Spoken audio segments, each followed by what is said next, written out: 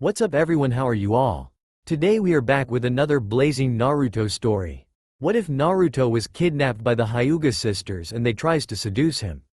Last part, if you enjoy then please like, share and do comments.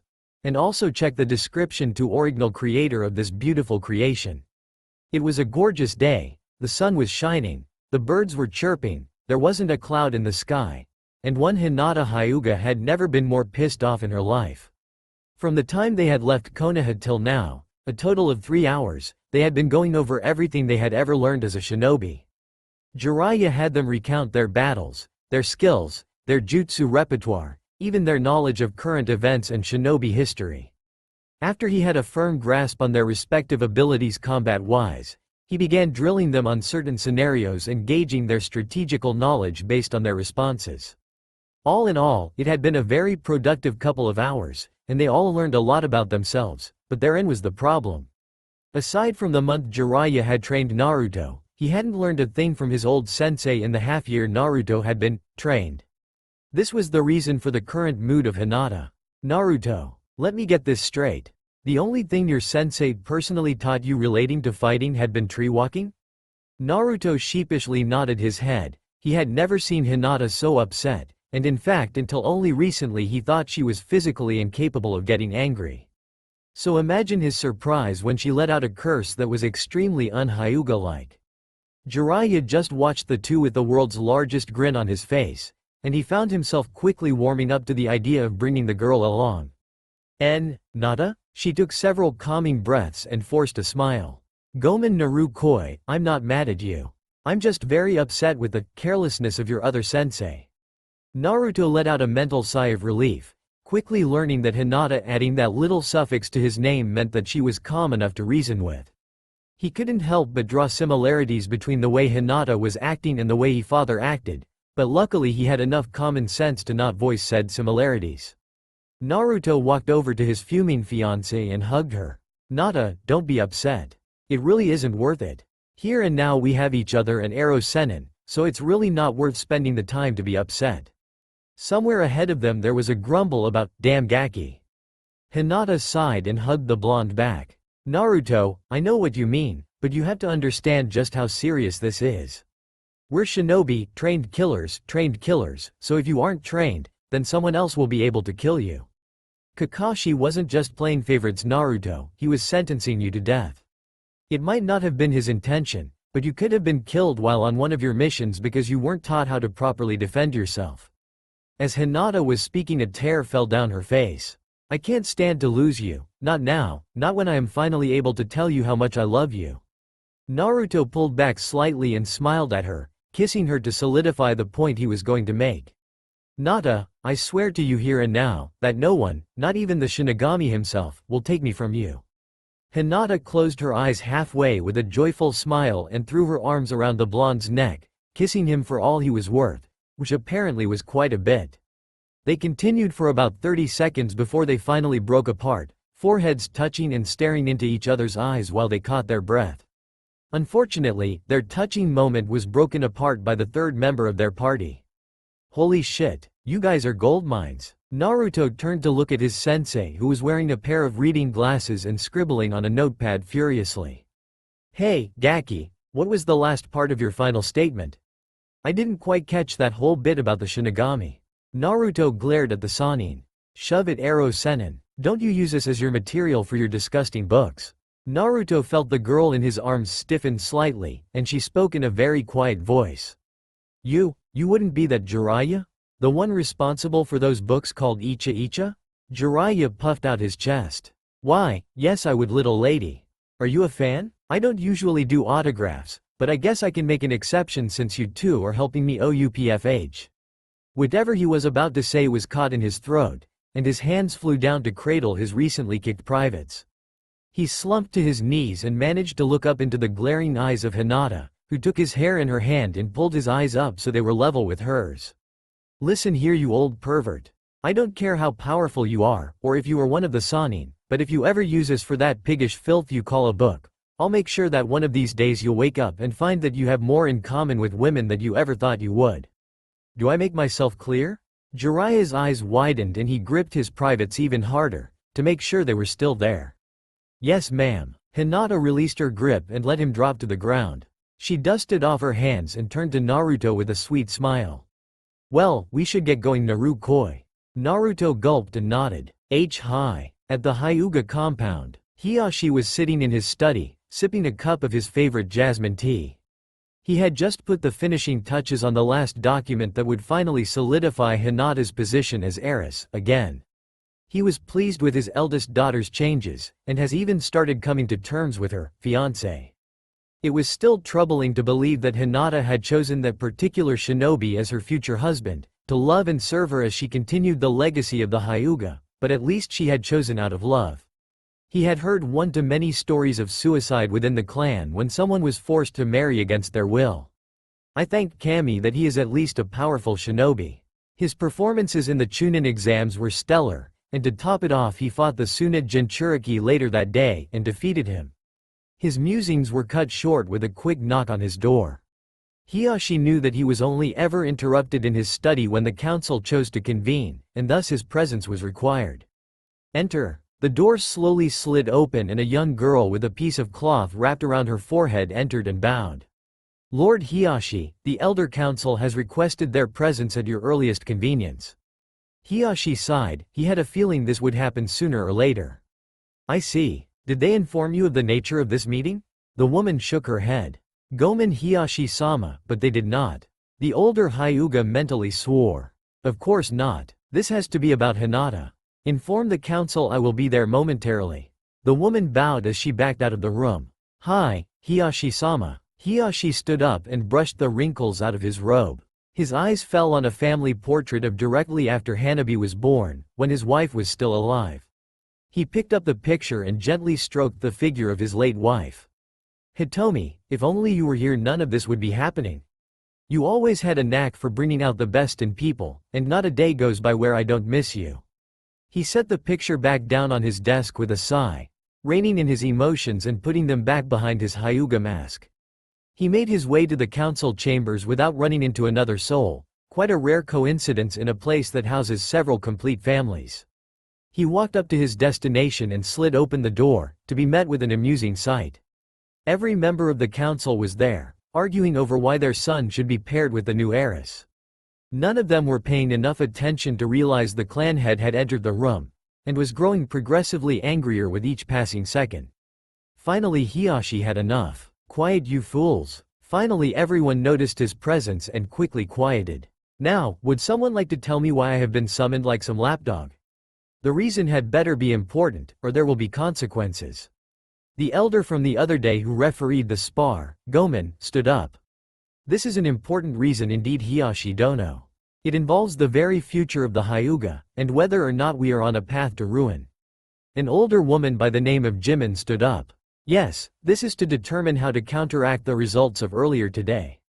Hiyashi sighed. I wasn't aware that yesterday's results needed to be countered. The results of the spar from today were quite clear, and as Hyuga we are honor-bound to honor those consequences. Hinata was victorious, and as such she has been made heiress once again. I have already completed the steps necessary to make this official, so there is nothing more to discuss.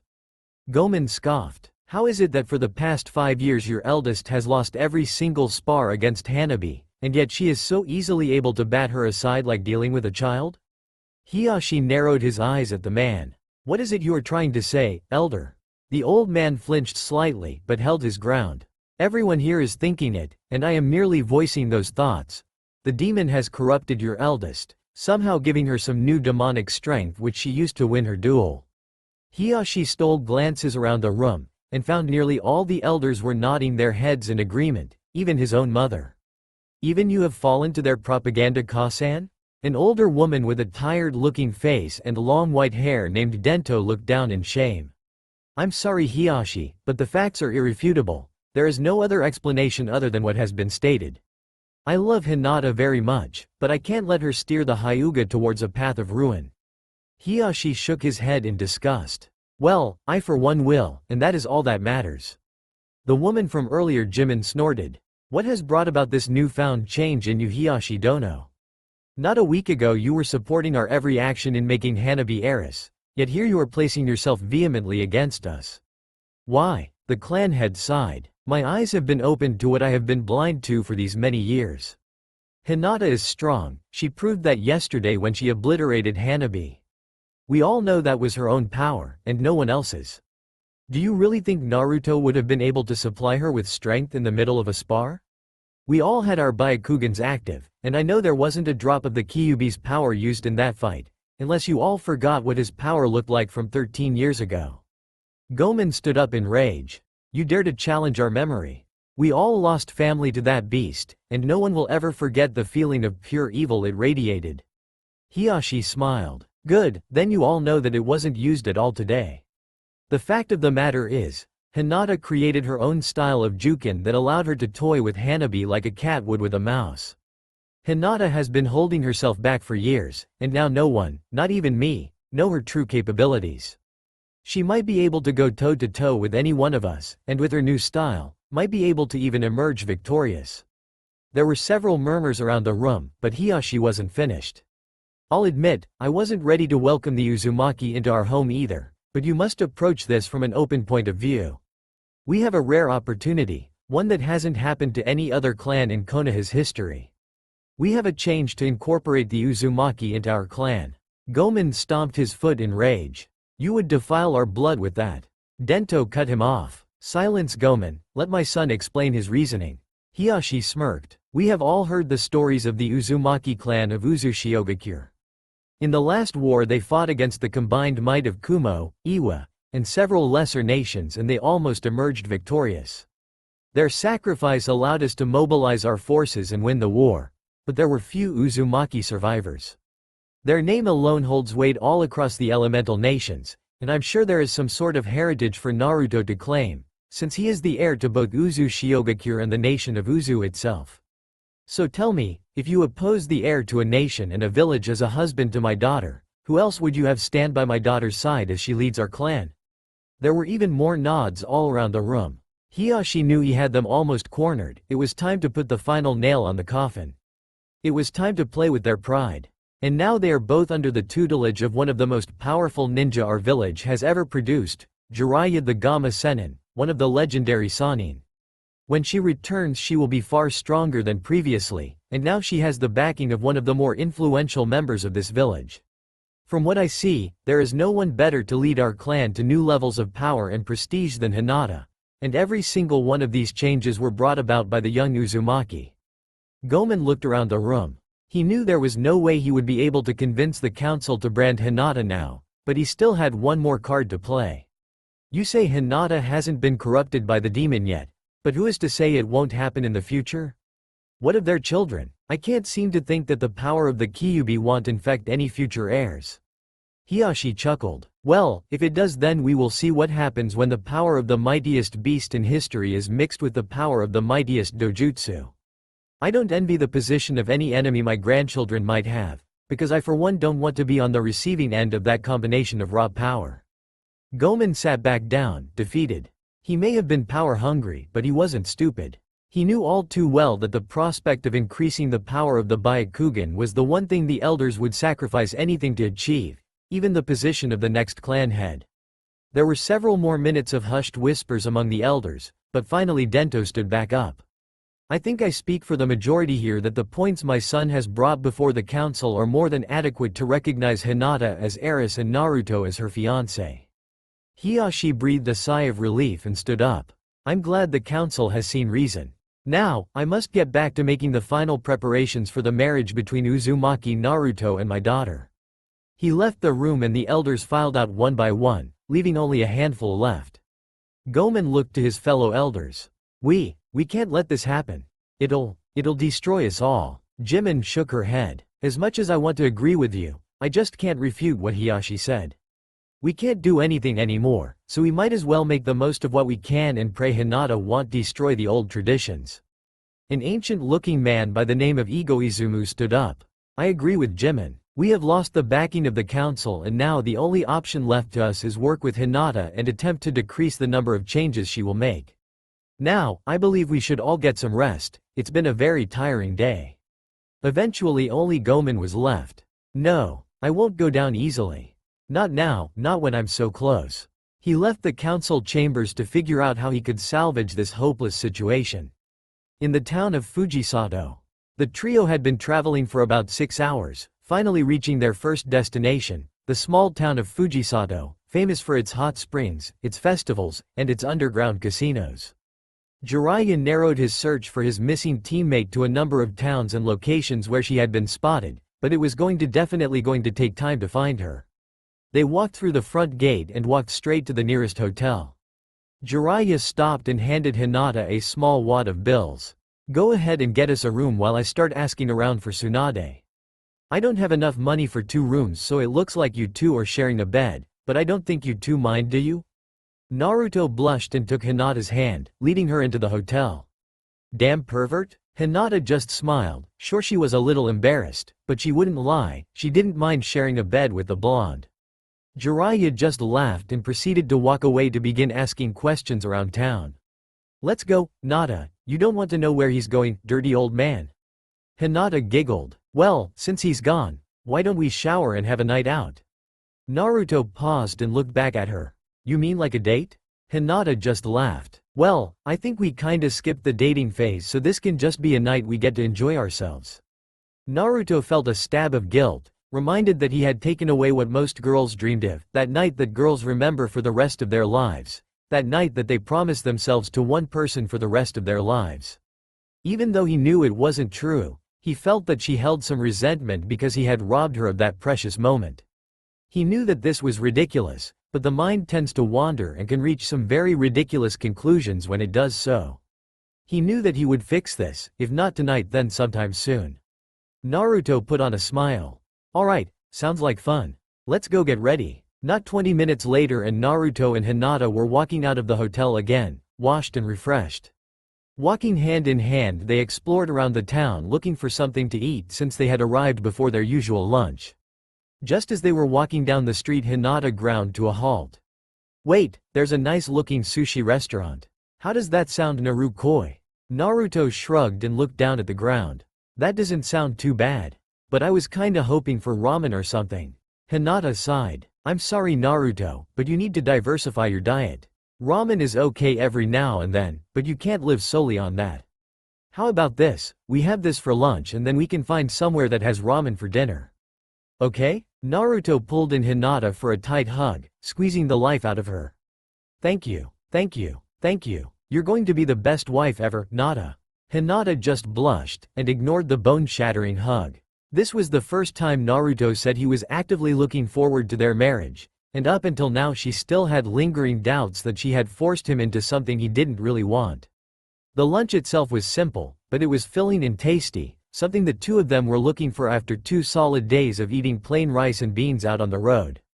After that they spent the night just enjoying each other's company, visiting stores and doing a bit of window shopping.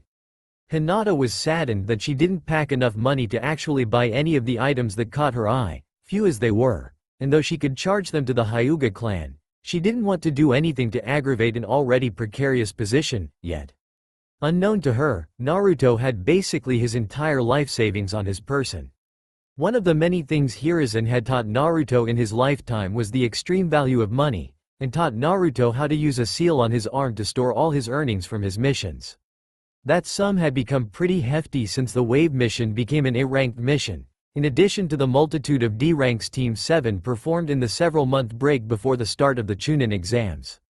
To Hiruzen's surprise he discovered Naruto was very conservative when it came to spending, and he could be very stingy when he wanted to be.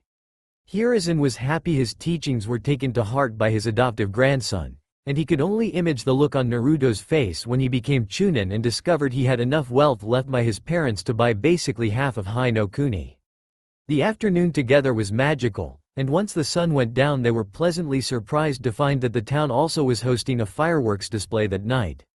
It was apparently some festival to honor the god of harvest, a very important time for the town especially with the wheat harvest approaching in a few weeks in mid-August. As per her promise, they were able to find a small stand that sold ramen to satisfy the blonde's endless cravings. Eventually Naruto and Hinata found themselves in the town square, where there was light music and a dancing floor made of bamboo where several couples were already swaying to the music. Hinata was excited at the chance to dance with Naruto, and pulled him over towards the dance floor, but he was hesitant. "Wait, Nata?" She paused and looked at him with an impatient smile. "What is it?" He blushed and shuffled his feet. I don't know how to dance."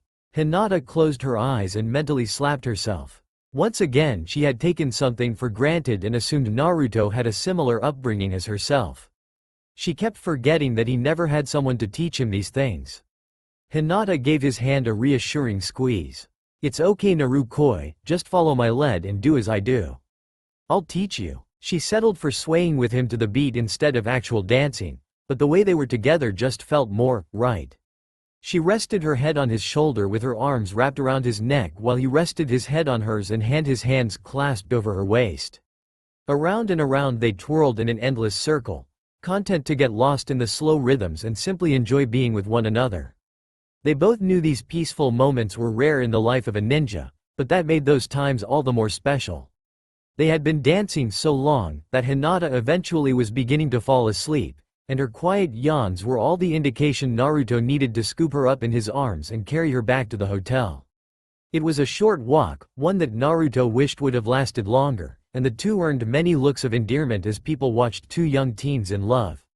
Naruto eventually reached the hotel and made his way to their room, where he set Hinata on the bed and tucked her in. He watched her sleeping form, and heard her mumble his name in her sleep, something that brought a smile to his face.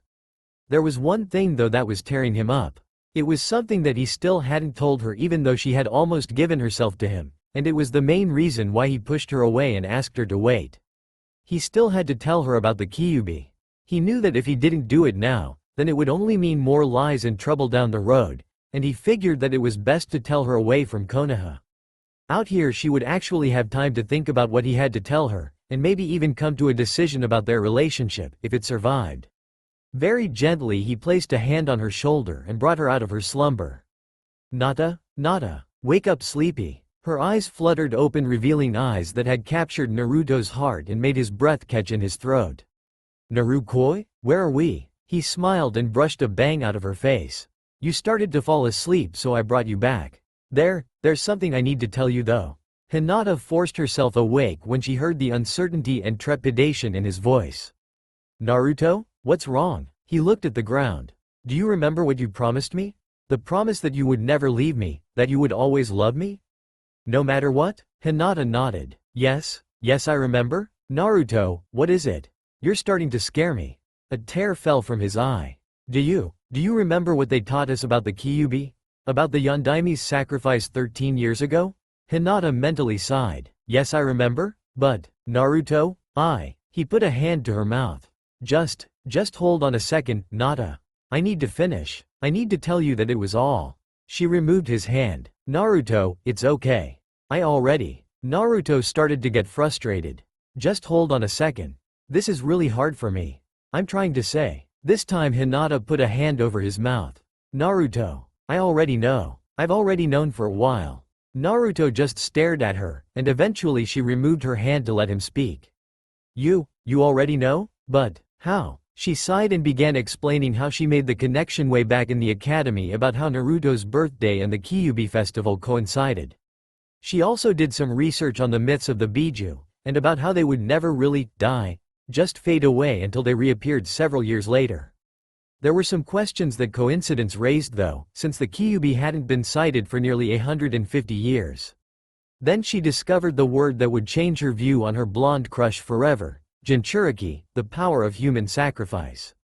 With all the remarks made towards Naruto from the villagers and the way he was treated, she was easily able to put the pieces together and figure out the truth about what happened all those years ago. For a long time there was silence as Naruto just stared at the floor. "So, what do you think?" Hinata lifted her head to look at the blonde. "What do you mean?" Naruto looked at her with tears running down his face. "I'm sure many Hyugas died when the Kyuubi attacked. So do you hate me? Do you blame me for their deaths? I wouldn't blame you if you did. I mean, I basically am the Kyuubi so I could understand if." Hinata grabbed the hem of his robes and pulled him into her lips. She forced his mouth open with her tongue and kissed him passionately to drive whatever he was about to say out of his mind forever. She held him for as long as she could, eventually breaking for air. They were both panting with their foreheads resting against each other, and Hinata smiled and gave him another quick kiss. Naruto, we both know you aren't the Kyuubi. And even if you were, I still wouldn't care. I fell in love with that little blonde boy who saved me from those bullies when I was a little girl. The same boy that shared with me his nindo, who showed me that no matter what, hard work and determination will always triumph over natural talent. I fell in love with that boy, and whether you call yourself Kyuubi or Naruto, I couldn't care less. I just want to be with you. Naruto let tears of happiness fall from his face while he crawled over to her side in bed and held her close to him. He fell asleep holding the only person left in the world who would show him love, the only person who he would ever give his heart to, and there wasn't anywhere he would rather be. And that is where they slept, in the arms of their other half after an evening that only served to bring them closer together. There was only one black spot on the entire evening, and that was when they had accidentally run into a slightly drunk Jiraiya entering what appeared to be a brothel. The Sannin, in his slightly drunken haze, had caught sight of Naruto and had offered to get someone to train Naruto before his wedding night with Hinata. Of course, she made it clear that no one was going to touch Naruto besides her, and Jiraiya's privates received that message loud and clear when they met her foot in a vertical handshake. The next morning they all awoke early, against Jiraiya's wishes, and proceeded to head out of the town. Whatever Jiraiya had done the night before had led him to discover that Tsunade was actually not in that town, and so they hit the road to find her. They stopped at a clearing around mid-morning for training promised by Jiraiya. "Alright you two, at the rate we're going it's a 2-day walk to our next location. We are going to walk from sunrise till noon, and then stop for training." He dropped his bag to the ground and walked over to a tree, plucking several leaves off the tree branches. He approached Hinata and handed her the leaves. "Alright, now I want you to do a chakra training exercise since you've already mastered tree climbing and water walking. You take a leaf and use your chakra to keep it stuck to your forehead." He demonstrated and stuck a leaf to his head between his eyes. "Now, to make this a little more difficult, every time you manage to get a leaf to stick, I want you to place another leaf above one of your tenketsu." Hinata took the handful of leaves and arched an eyebrow. "Why above a tenketsu? Why not just put more on my head?" Jiraiya shrugged his shoulders. "I didn't want to directly say it, but I've had a theory about blocking the famous Jukin of the Hyuga, and you are the perfect person to test this theory. Now, what is Jukin in essence besides a taijutsu form?" Naruto walked over to the pile of leaves and took one, placing it on his forehead to try the exercise. When he focused chakra at the point and let go, the leaf blew off at an incredible speed, causing him to pout and Hinata to giggle. "Well, I guess it's forcing chakra into an opponent's tenketsu, shutting them down temporarily and blocking the flow of chakra through that tenketsu." Jiraiya nodded. "Precisely. Now what would happen if someone was able to completely control every one of their tenketsu? What would that mean to those who use Jukin?"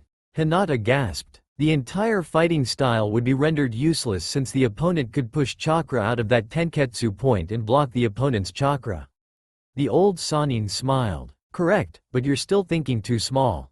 If someone was to master control of their tenketsu, and had a large enough chakra capacity, then they would be able to continuously push a steady stream of chakra out of their tenketsu during a fight, making them invulnerable to virtually all attacks." Hinata smiled. If she was able to do what he was talking about, she would be as strong as Tsunade, arguably one of the strongest kunoichi in the world. "And you think I can do this?" Jiraiya's smile disappeared. "I can't say. I'm not sure if you would have the chakra capacity to fully utilize this technique like Naruto could, but he just doesn't have the control necessary, unlike you. If you two would just merge, then you would make the ultimate ninja, but I guess there is a way you two can merge." Naruto ignored the perverted statement and took Hinata's hand in his. "I don't care what anyone says, Nata. I have no doubt in my mind that you'll be able to do this. You just have to try." Hinata smiled and picked up a leaf, putting it on her forehead. "Thank you Naruto. I'll get this technique down or I'll die trying." The blonde laughed nervously. "Well, I mean, try and all, but don't kill yourself, please." Hinata smiled. "I wouldn't dream of it." Naruto gave her hand a squeeze, and leaned in for a kiss, closing his eyes slightly. He saw Hinata do the same, and it was clear she wanted to feel his lips on her own just as much as he did. But before they could do so, someone cleared their throat behind them, causing them to flinch back. "As touching as this is, you both have training to do." This isn't a vacation or a honeymoon, this is a mission. Naruto and Hinata blushed, but knew that he was right, there would be time to be together later. Naruto walked over to Jiraiya and bowed slightly. Sorry, I got carried away, and I distracted Hinata. I promise it won't happen again when we're training. Jiraiya rolled his eyes. Cut the formal crap, just pay more attention, okay? Naruto nodded. Okay, now make about, oh, well, as many clones as you can. Naruto nodded and took a few seconds to gather chakra and put his fingers in a cross-shaped seal.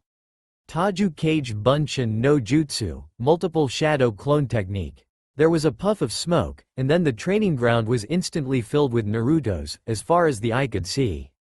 Hinata's jaw dropped and Jiraiya looked pleased, and he tried for a few seconds to count them, but quickly tired and gave up. Oi Gaki, about how many clones do you think there are? Naruto thought for a few seconds and shrugged. I dunno, maybe 200, around that. Jiraiya nodded. Okay, now Naruto, do you know why this is a forbidden technique? Naruto shook his head so Jiraiya continued. Well, the chakra toll this technique places on the body is very heavy, and most Junin are only able to make maybe 2 or 3 before it starts to get dangerous. You are an exception due to your situation and heritage as an Uzumaki, who were all gifted with abnormally high chakra reserves. Naruto's eyes widened. You know about my family. Jiraiya mentally cursed himself for letting that one slip out. Yeah, I know a bit about them, and I'll tell you everything I know in due time, but for now focus on your training, okay? Naruto nodded excitedly. Okay. Now the major benefit to this technique is obviously having solid copies of yourself with complete chakra networks, which means that they will be able to use every single jutsu you yourself know. The other benefit is the reason I had you make so many clones. Naruto tilted his head. What other benefit? Jiraiya smiled and gestured to a clone to follow him. Come with me, but the real Naruto stay there. The clone looked at the real Naruto, and they both shrugged. Jiraiya and the clone walked several paces behind the real Naruto so there wasn't a way he could see the pair of them. The clone however was quickly losing patience. Oi, Ero Sennin, what are we doing out here of? The clone was nailed in the gut with a strong punch from the Sannin, and immediately expelled itself. Naruto turned around and pointed an accusing finger at his sensei. Oi, what the hell do you think you're doing? Jiraiya smirked. What's wrong Gaki? Naruto glared at him. What do you mean what's wrong? You nailed him in the gut. Jiraiya just continued smirking. And how do you know that? You were turned completely the other way. Naruto shrugged his shoulders while still glaring. I don't know, I guess I got his memories or something like that. But it doesn't matter wait. I got his memories? The older Sannin clapped his hands. It looks like you figured it out. When a Kage Bunshin expels itself, all its memories and experiences, everything it learned over the course of its lifetime is sent back to the original and incorporated into Naruto's own memories. So if you train with, let's say 200 clones for about 6 hours, you would do the same amount of work as another person doing that same training for about 50 days straight. Naruto's face erupted into a massive grin. I can learn so much. I can literally learn everything in the Konoha library in a single day. This is incredible. Hinata finally decided to speak up after getting over her initial shock. Narukoi could fit entire years' worth of training into mere weeks. Jiraiya sent a glare over towards Hinata. Oi, did I tell you to stop? Hinata flinched and went back to placing leaves over her tenketsu. No Jiraiya-sensei. Jiraiya watched her for a few more seconds before he turned his attention back to Naruto. Okay, now that you know the benefits you can apply it to training. Just remember, this only works for things you can learn, meaning jutsu, strategy, chakra control exercises, things you have to remember with your brain. It has no effect whatsoever on physical endurance or things of that sort, so you will still need to keep yourself on a harsh physical regimen, but for now I want you all to focus on water walking. Just focus chakra on the bottom of your foot like tree climbing. It'll be more difficult since the surface of the water will change, so you're going to have to fluctuate the amount of chakra on the bottom of your foot constantly. Now get to it. I want you to practice for about 2 hours then dispel your clones. There was a chorus of "Hi" that resounded throughout the training grounds while Jiraiya went to sit under the shade of a nearby tree and doze off for a nap. Jiraiya was shaken awake by a very wet Naruto, who had the largest smile on his face. Ero Sennin. I dispelled all the clones after 2 hours like you said and I got a huge headache, but then when I went to try the exercise again it was like I could do it all along. These cage bunchins are a sign from Kami that I'm going to be a great ninja. Jiraiya grumbled a bit and stuck a finger in his ear to clean out the wax. Yeah, sure Gaki, sure. He reached into his pocket and took out a small slip of paper, handing it to the blonde who tilted his head. What's this? Jiraiya arched an eyebrow. What do you mean, what's this? Naruto was about to speak when Hinata walked over and placed a hand on his shoulder. Jiraiya-sensei, Naruto wasn't in class when we learned about chakra paper. Iruka-sensei was sick that day, so when the lesson started Mizuki-sensei sent Naruto out of the room while he taught it. Jiraiya blinked. Wait a second, you mean Naruto was purposely made to leave the room while one of the teachers had you all test your elemental affinities? Hinata nodded with a shamed look on her face. Hi, no one said anything because we didn't want to get in trouble. I'm sorry Naruto. Naruto shrugged. It's alright, Nata, we're fixing it now so it's okay, no harm downright? Jiraiya cursed under his breath. He was going to personally make sure things changed when Tsunade became the next Hokage. Well Gaki, this here is what is called chakra paper. It's made from trees that are fed on chakra in special nurseries and are used for the purpose of determining a person's elemental affinities. You have to channel chakra into the paper and the way it responds tells you your particular affinity. Now be clear, just because you don't have an affinity towards an element doesn't mean you can't learn it, it just means it'll be a whole lot harder and it'll need a lot more chakra. Now stand back so I can show you. Jiraiya held the paper in the palm of his hand for a few seconds before half of it turned to dirt and started crumbling away while the other half ignited and burned off. See that? It means I have 2 elemental affinities, fire, high, and earth, Tsuchi, type chakra, meaning Kaden, fire release, and Doden, earth release, are very easy for me. You already know what fire and earth looks like, so if you have wind the paper will split in 2, lightning the paper will wrinkle, water. The paper will become wet, damp. Naruto nodded and took the piece of paper, channeling some chakra into it. Naruto jumped a bit when the paper was violently torn in 2, and then proceeded to tear itself into oblivion. The blonde looked at the pieces of paper in his hand, and then turned his gaze towards his stunned teacher. Arrow Sennin? Was it supposed to do that? Jiraiya shook his head. No Naruto, no it isn't. I guess maybe instead of having 2 affinities, your body just chose to superpowered one. What I just saw leads me to believe that you have one of the strongest, if not the strongest, wind, K's, chakra types I've ever heard of. Naruto just grinned and pumped his arm. Did you hear that, Nata? I knew I was awesome. Hinata smiled and brought another leaf up and put it on her arm, bringing it up to a total of 5 leaves. She had made decent progress, but she was reaching the limits of her chakra capacity, and she would soon need to rest unless she wanted to risk chakra exhaustion. Naruto was brought out of his cheers by an abrupt smack to the head, courtesy of Jiraiya. Listen here Gaki, don't let this get to your head. You still have a whole lot of work to do before you are anything more than a nuisance to most shinobi. Naruto glared at the Sannin while rubbing the back of his head, but knew where his sensei was coming from. Pride could get you killed on the battlefield. He had seen this more than once having been on a team with one of the most prideful people in the world. Sorry Arrow Sennin, it's just I've been told for so long that I'm the dobi, or dead last, that I got excited when I found out I was actually going to be good at something. Jiraiya sighed. Look kid, if it makes you feel better. I was the dead last of my class too.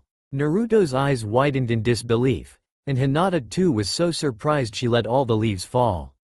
Unfortunately Jiraiya saw her lapse in concentration. Oi, Gaki et, good job on keeping it up for so long, but now you have to drop down and give me 100 push-ups, and then do 200 squat jumps. Then repeat that, 5 times.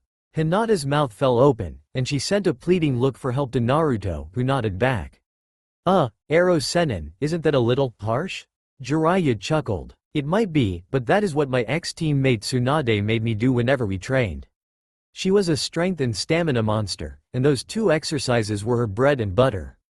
Of course, she would eventually wear weights for added strength, but you get the picture. So hop to it. Naruto looked at Hinata who cast a defeated look at the ground. Naruto laughed at her distress as she did one push-up after another, but his laughter stopped when he found Jiraiya smirking at him evilly. Who said she would be doing this alone? Naruto gulped and went over to take position next to his fiancée. The next 2 days continued in the same manner, traveling in the morning while training in the afternoon, and needless to say both Naruto and Hinata were exhausted.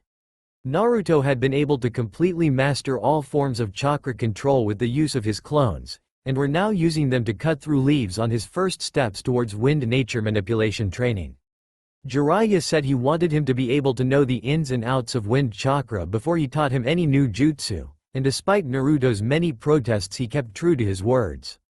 It was very slow progress, even with the clones, and Jiraiya assured Naruto that it took Sarutobi Asuma, one of the more accomplished futon, wind release, users in Konoha, at least 3 months to complete this stage. The only thing Jiraiya had taught Naruto jutsu-wise was the Shunshin, body flicker technique. And that was only to shut him up on the second evening. Of course, this training was also joined by the physical training that Jiraiya put him through, and coupled with the mental fatigue of 200 clones and thousands of hours of training, it all equaled one tired genin, even with the Kyuubi's accelerated healing. Hinata was in worse shape than him. She had maxed out on her leaf control exercise when she reached around 53 leaves, all placed over tenketsu and held there with chakra. Unfortunately, her reserves were too low to expel that much chakra all at once, but she was told by Jiraiya that her reserves would grow quickly as she continued her training, not to mention she still had quite a bit of growing to do before her chakra coils were fully developed. Her chakra control was increasing at an astronomical rate, and she was able to expel her chakra out of all the major tenketsu at any point in time, though she was still working on replicating that feat with the smaller tenketsu points. She was also going through that workout soreness phase since she was still getting used to the physical aspect of training, but she was excited to see the results of all her training. Physically she was just as tired, especially since her team never really stressed the physical aspect of training. Therefore the relief they felt when their next stop came into view was a most welcome sight for the two exhausted shinobi. The city of Biratori was quite an impressive sight, at least 3 times as large as the small town of Fujisato. When they entered the city gates, Jiraiya turned to his 2 students. "Alright you two, same drill. You guys go and get a hotel room for us while I look around for Tsunade." He went to reach into his pocket for some money to give the 2 but was stopped when Naruto rushed towards him and grabbed his hand. Naruto bent up to whisper in the Sanin's ear. "Ero Senin, I'm planning on taking Hinata out somewhere very nice tonight, and I want it to be really special, but that doesn't really work when you come in at 3 drunk, so here." Naruto shoved a large wad of Ryo notes into the older man's hands. "Can you just stay somewhere else, use the money to research and just give us a night alone? Please, just for tonight?" Jiraiya smirked at his student's request. "Wow Gaki, never took you for the perverted type, but with a wifey like her I guess I can understand." Naruto blushed and stammered a response. "It isn't like that you perv. I just want this night to be special without your drunken ass there." Jiraiya chuckled and took the money from his student's hands. That's what they all say." Still chuckling, the older man walked into the city waving over his shoulder. "Don't get yourselves killed now." Hinata walked up to a grumbling Naruto. "Naru-koi, why did you give Jiraiya-sensei money?" Naruto took her hand in his and began to walk into the city, heading for their finest hotel. "Well, I wanted some time where it's just the 2 of us without that perv. I wanted to have tonight just be us, without any distractions from him, where I get to treat you like a princess, like you should be." Hinata smiled and hugged herself to Naruto's arm while resting her head on his shoulder. Naruto turned and kissed the top of her head before resting his own on hers. To anyone passing by, they would have seen 2 teens walking down the road, looking very much in love, and they would be spot on. Hinata watched as they walked past all of the lower quality hotels, places where they would normally stay. "Naru-koi, where are we going?" Naruto chuckled, pulling his arm out of her grasp and wrapping it around her shoulders, pulling her closer. "I told you, tonight is going to be special, and I can't really do that at a crappy little hotel like that now, can I?" Hinata smiled, liking the more romantic side of her fiancé. "But, anywhere with you is special. It doesn't have to be somewhere fancy and expensive." Naruto grinned and tightened his grasp. "No, I guess it doesn't, does it? But it definitely doesn't hurt either." They then walked into a very high-class looking hotel with a large lobby.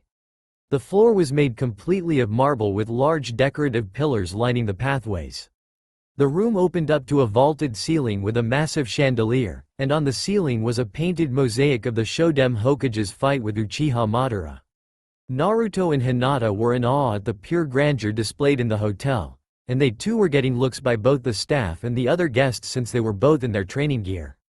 Naruto ignored them and walked up to the front desk with his head held high, where he was greeted by a small man in a suit. "Hello. My name is Uzumaki Naruto and this is my fiancée Hyuga Hinata. I request a room for us to stay in for the night." The man was smirking at the couple up until he heard Hinata's name. Are you the Hyuga Hinata? Heiress of the Hyuga clan? Hinata smiled and nodded. "Yes, I am. Now would you be so kind as to ready the Hyuga suite for my fiancée and I to spend the night in?" The man bowed low while sending off several bellhops to do as requested. "Oh, of course, Hyuga-sama. Your room shall be ready momentarily." Naruto nodded and led Hinata away from the desk. When they were alone again, he looked at Hinata with an arched eyebrow motioning towards the check-in desk, but she just shrugged. "What? The Hyuga are famous in Hai no Kuni and Konoha, especially with the fall of the Uchiha. We are highly respected and have many connections all throughout the elemental nations." Naruto nodded and smiled. "I guess you're right. I'm still getting used to the attention, I guess." Hinata smiled and wrapped her arms around his back, pulling him in for a quick kiss. "Well, you better get used to it, mister, because you aren't going anywhere for a long time. Understand me?" Naruto chuckled and gave her another kiss. "Yes, ma'am." A teenage girl with long brown hair and deep-sea foam eyes in a bellhop uniform approached the couple and bowed. "Your room has been readied for your use. All sheets and linens have been changed and the room was given a quick cleaning." Naruto eyebrows rose. "What, really? That sure was fast." The woman bowed again. "The Hyuga suit is always kept in good condition, but whenever its use is called for it is taken as top priority, especially when there are guests involved with the Hyuga visiting." Hinata didn't like the way the girl was looking at her Naruto. Has she no shame? It is clear that we're together, hell, we're wrapped around each other. Thankfully when she looked back at Naruto he was only looking at his fiancée, and they were led away to their room. They walked up to the elevator and when the doors opened Naruto pulled his hand out of Hinata's. She turned to him. "What's wrong?" He smiled and made a cross-hand seal, creating a cage bunchin. The two Narutos looked at each other before nodding, and the clone ran off. Naruto then took Hinata's hand again and stepped into the elevator. "Don't worry, Nata, he is just going to take care of something while we freshen up." Hinata could tell that he was keeping something from her, but she knew he was only trying to make this night very memorable, so she just let it go and stepped into the elevator. With Kage Bunchin, the Naruto Kage Bunchin quickly left the hotel and turned towards the upper-class portion of the city. He was given a specific number of important tasks that were vital to the success of the night Naruto had planned. His first stop was a restaurant, but not just any restaurant. He wanted it to be a place that showed culture and class while also having the mood and climate that would ooze romance. He came to a stop outside a place called Enju, and the vibes coming out seemed to match exactly what he was looking for. He walked in through the door and up to the front counter where a small man in a very nice-looking suit and tie stood. "May I help you, sir?" Naruto nodded and straightened up as high as he could, putting on his best impression of a Hyuga. "Yes, you may. I would like reservations for tonight at 6 p.m. sharp." The man sighed. "I'm sorry, sir, but we won't be able to process reservations only 2 hours ahead. It takes weeks just to get a table here. I apologize, sir, but it just isn't possible." Naruto swiped a seal on his arm that allowed him to use real money and took out an impressive stack of bills. "Make it possible. 6 p.m. sharp. Hyuga Hinata and Uzumaki Naruto." The man's eyes widened when he recognized this name, because as soon as he heard Uzumaki he stiffened. The man looked at the bills and shook his head, confusing Naruto. "Right away, sir. Your table shall be ready when you arrive." Naruto thanked the man and left with a smile on his face. "I think I can get used to this." Back at the hotel, Naruto decided to be the first to take a shower so he would be surprised at Hinata's attire. Luckily her father had the foresight to have a formal set of robes for her and a suit for him packed in case such an occasion arose. Of course the hotel had whatever cosmetics Hinata or Naruto would need while they were there, and Naruto couldn't believe his luck in picking this particular hotel. Who knew the Hyuga kept a room here ready for the main family at any time? He sure didn't. Currently he was waiting on a sofa in the family room of the suit while Hinata was using the master bathroom to prepare herself. Naruto silently hoped she was one of those girls that took an hour washing her hair so he had enough time to finish his preparations for the evening. Luckily his clone created another clone before dispelling, informing Naruto that dinner was taken care of. Only 2 more things to do, and if those go off right, then this will be the best night of her life. I hope. Just then he heard the shower turn off, and he silently prayed for his clone to hurry up and finish. With the cage bunchin, he was in a store, still in the expensive part of the city, one that he never thought he would ever step into. It wasn't because he didn't like what the store sold, he just thought that he would never need to be there, but fate has a funny way of changing things. He had been looking for over half an hour, scrutinizing each and every one they had, and he was giving up hope. Just as he was about to go to another store he found it.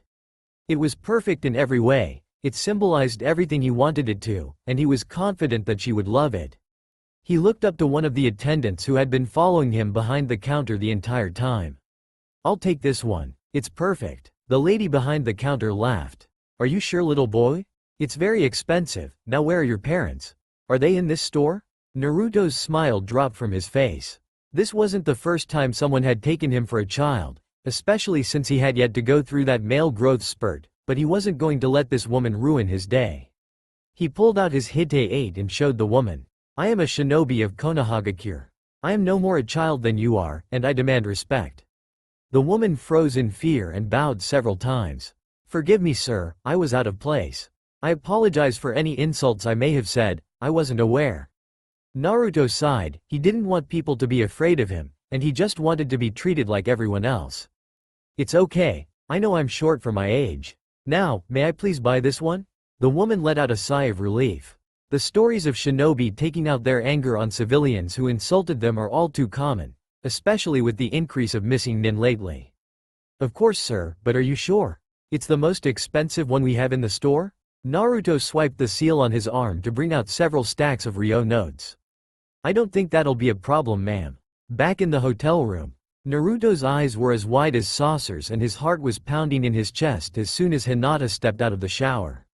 He would never believe just how lucky he was that the woman standing before him chose him out of all the people in the world. Before him stood the pinnacle of human perfection. Hinata's hair was still in the shorter hairstyle, but to him, who usually liked longer hair, it was perfect that way. She wore little makeup, mostly a slight foundation to give her cheeks a more rosy look. She was wearing a deep violet kimono that had small branches of flowers scattered throughout. The obi itself was of a lighter purple color that contrasted with the darker kimono but at the same time complemented the pale purple color of her eyes perfectly. He finally swallowed the lump in his throat. "Nata, you look beautiful." Hinata reverted back to her shy self momentarily and poked her fingers together several times. "Thank you, Naru-koi, you look very handsome yourself." Naruto smiled and extended his hand in invitation. "Well, we should get going, Nata. I have the entire night planned for us, and I think you're going to love it." Hinata accepted his hand and giggled. "Naruto, I would be happy if we just stayed in and had ramen. It's just being with you that makes it special." Naruto feigned regret. "Really? Crap, I already had all this stuff set up when we could have had ramen. Guess I should cancel it." Hinata started panicking slightly. Wait, I was just joking. Please take me out." Naruto chuckled and kissed the tip of her nose. "I know, Nata. I might be a little behind in the emotional department, but even I can take a hint." The Hyuga girls sighed relief. "Oh, thank Kami. I knew I shouldn't have mentioned ramen. That stuff is like a drug for him." Naruto hooked her arm in his as she rested her head on his shoulder. "Well, my Hime, shall we start this wonderful night?" She smiled and nodded on his shoulder. Naruto only chuckled as he walked out of the hotel room. With the cage bunchin. "Alright, this is the last stop, then everything will be perfect." He looked to the front counter and approached a small woman in an apron. "Hello, young man, may I help you?" Naruto nodded. "Yes, I'm planning a special night for the most important woman in the world, and I need something that tells her I love her and only her." The woman made an "ah" sound and complimented him on his romantic feelings. "You know, not enough men have the guts to spend the time to properly romance a woman." Whoever this young lady is, she is very lucky to have found you. Naruto blushed and smiled, mumbling something under his breath. Well, actually it was the other way around. So, is there something you can tell me about her? Naruto thought for a second. Well, her favorite color is purple. The lady behind the counter thought for a second then grinned broadly. I have just the thing. Stay right here. She disappeared through a door behind the counter and came back several seconds later with a vase full of purple flowers. They are called lavenders. They represent love and fidelity, and personally I think these are the best flowers out there to show that. So many people use roses that it's almost become a cliché, and the lavender has been really downplayed the last few years, so I don't think she'll be expecting it. Naruto took the flower and smelled it. It smelled faintly like Hinata, and Naruto knew then that those were the flowers he had to get for her and use, no matter what. He handed the vase back to her. So are these the only lavenders you have or are there more? The woman laughed. Oh dear no. This store actually has a nursery out back and lavenders are the main flower grown there. For some reason Kumo is having a massive building project using lavenders. Something about preventing runoff while beautifying the mountains. Naruto just smiled and swiped the seal again, pulling out several large stacks of bills. Perfect. I'll take them all. With Naruto, he led Hinata through the streets, and they were getting looks from many people who were happy that such young love was in the air. When he finally came to a stop outside of Enju, Hinata looked up. Enju? Where have I heard this name before? Is this that Enju? The most lucrative restaurant in all of Hai no Kuni? Naruto honestly didn't know that little tidbit of information. I guess it is. Nata, now let's go in. It's almost 6. They walked inside and the man from earlier saw their approach and grabbed 2 menus and bowed before them. Uzumaki-sama, Hyuga-sama. I'm honored you two are able to join us tonight. Please follow me and I'll show you to your table. The man politely motioned for the two to follow him and led them towards the back of the restaurant. The atmosphere was even better than Naruto had hoped for. The lights were dimmed yet gave enough light to easily see anyone around the table. There was a harp player towards the side of the restaurant that gave the perfect ambiance, and from judging the tables, Naruto was able to see that this was every bit as high class on the inside as it looked on the outside. They were led through a door to a back room with a single table, where a man in a very expensive-looking suit was waiting for them. Hinata shot a look towards Naruto who just shrugged. He didn't know what was going on either. When they approached the other man he bowed. Good evening Uzumaki-sama, Hyuga-sama.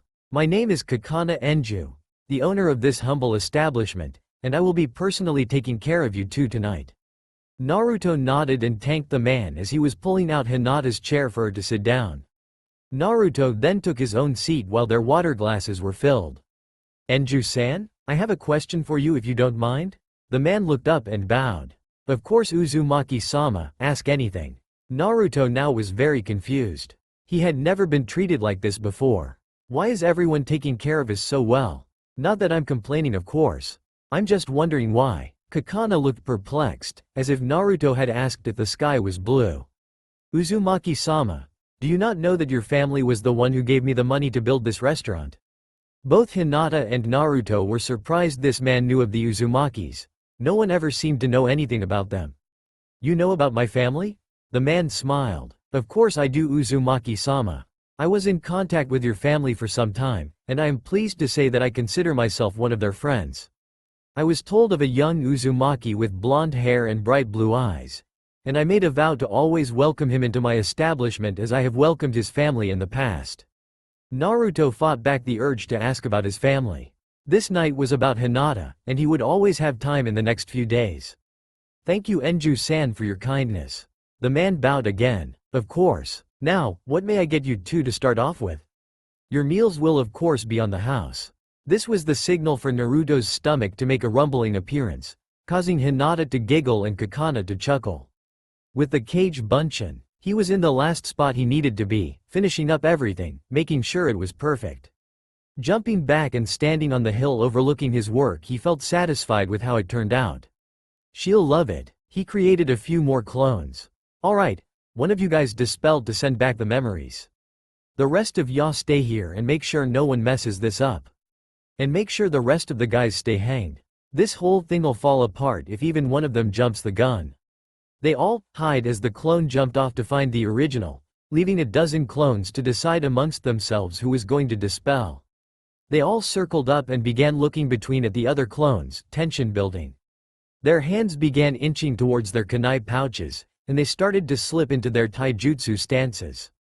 Finally, at the apex of the tension, they all shouted at the same time. Jan Ken Ko. They all threw out their hands, revealing that they all threw out paper. They all sweat dropped and one of the clones sighed. Maybe doing a Janken, rock paper scissors, competition with clones of the same person wasn't a good idea? With Naruto and Hinata, the happy couple were sharing a desert of wasanban, multicolored sugar candies, and were happily chatting away. The night had so far gone off without a hitch, and it was even better for Naruto since he got to meet someone who personally knew his family, and he had already been invited back to discuss what the man knew. As they were finishing, Kakana came back to the table. I hope that you two found your dinners to be enjoyable? Naruto grabbed Hinata's hand and gave it a light squeeze. I'm sorry Enju-san, but nothing will be able to beat Nada's cooking, but I will admit, it was very delicious. Kakana smirked. Of course Uzumaki-sama, I understand completely. Is there anything else I can get for you two? Naruto looked at Hinata, to signal her that he was finished if she was. She smiled and shook her head. Thank you Enju-san, but I think we're finished.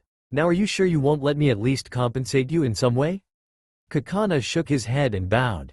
I wouldn't dream of it Uzumaki-sama. If I accepted your money I would shame your ancestors, and the guild would eat me alive. This is the least I can do. The blonde shrugged and thanked the man again, hopping out of his seat and extending his arm for Hinata to take. She took his invitation and walked arm in arm out of the restaurant. When they were out of sight she wrapped her arm around his back and pulled him into a fiery kiss. Naruto was surprised at first, but just went with the flow and began returning the gesture, enjoying the small moans and squeaks that came from the girl he was with. After they broke apart panting, Hinata leaned her forehead on his. That was a thank you for treating me so well tonight Narukoi. Naruto smiled and pulled Hinata so she was flush against him, earning a squeak from the girl. You're certainly welcome, Nada, but the night isn't over yet. They disappeared in a swirl of leaves via Shunshin atop a hill just outside the city. Hinata was confused about why they were there, but then she noticed her surroundings. They were standing at the crest of the hill surrounded by dimly lit lanterns, just barely illuminating the pair. Naruto motioned her to turn around, and when she did her breath caught in her throat at the scene before her. There was a large meadow filled with lavender plants that showed their natural color beautifully, perfectly accentuated by the pale moonlight. She was speechless at its raw natural beauty, and she was so enthralled that she never noticed another swirl of leaves from behind Naruto and the familiar poof of a cage bunshin dispelling. She finally found her voice. This is amazingly beautiful Narukoi. I never knew lavenders grew this late into the year. She heard Naruto's voice behind her. They don't. Just then the entire field was filled with smoke from what looked like hundreds of cage bunshins dispelling, and when the smoke cleared it showed the real lavenders remaining, but they were in a specific pattern. Before Hinata were the lavender Naruto had purchased spelling out the words, "Will you marry me?" Her eyes widened and when she turned back around she found Naruto on one knee, holding up an engagement ring up towards her with a large smile on his whiskered face. The band was made of white gold with 4 purple diamonds spreading out from the center of the ring like flower petals with a larger purple tanzanite stone in the direct center.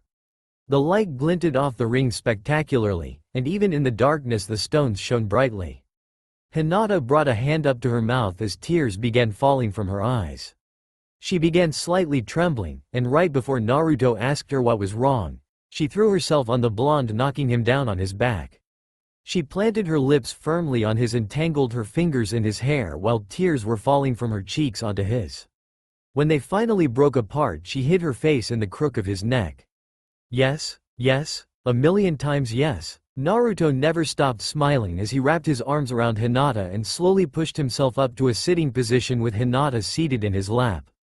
He unwrapped his arms and lifted up her left hand, sliding the band on her ring finger. He then reached into his pocket and pulled out a matching white gold ring and placed it on his own left hand. When this was done he put his hands to her cheeks and brought her face up so it was level with his. He then swooped in for another kiss, full of love and passion. Hinata's own hands reclaimed their position in his hair as their kiss heated up. Hinata began moaning once again into his mouth, causing Naruto to chuckle from the vibrations. He broke apart much to her displeasure, causing her to pout slightly. "Naruto, why did you pull back so early?" He simply chuckled and leaned in to whisper in her ear.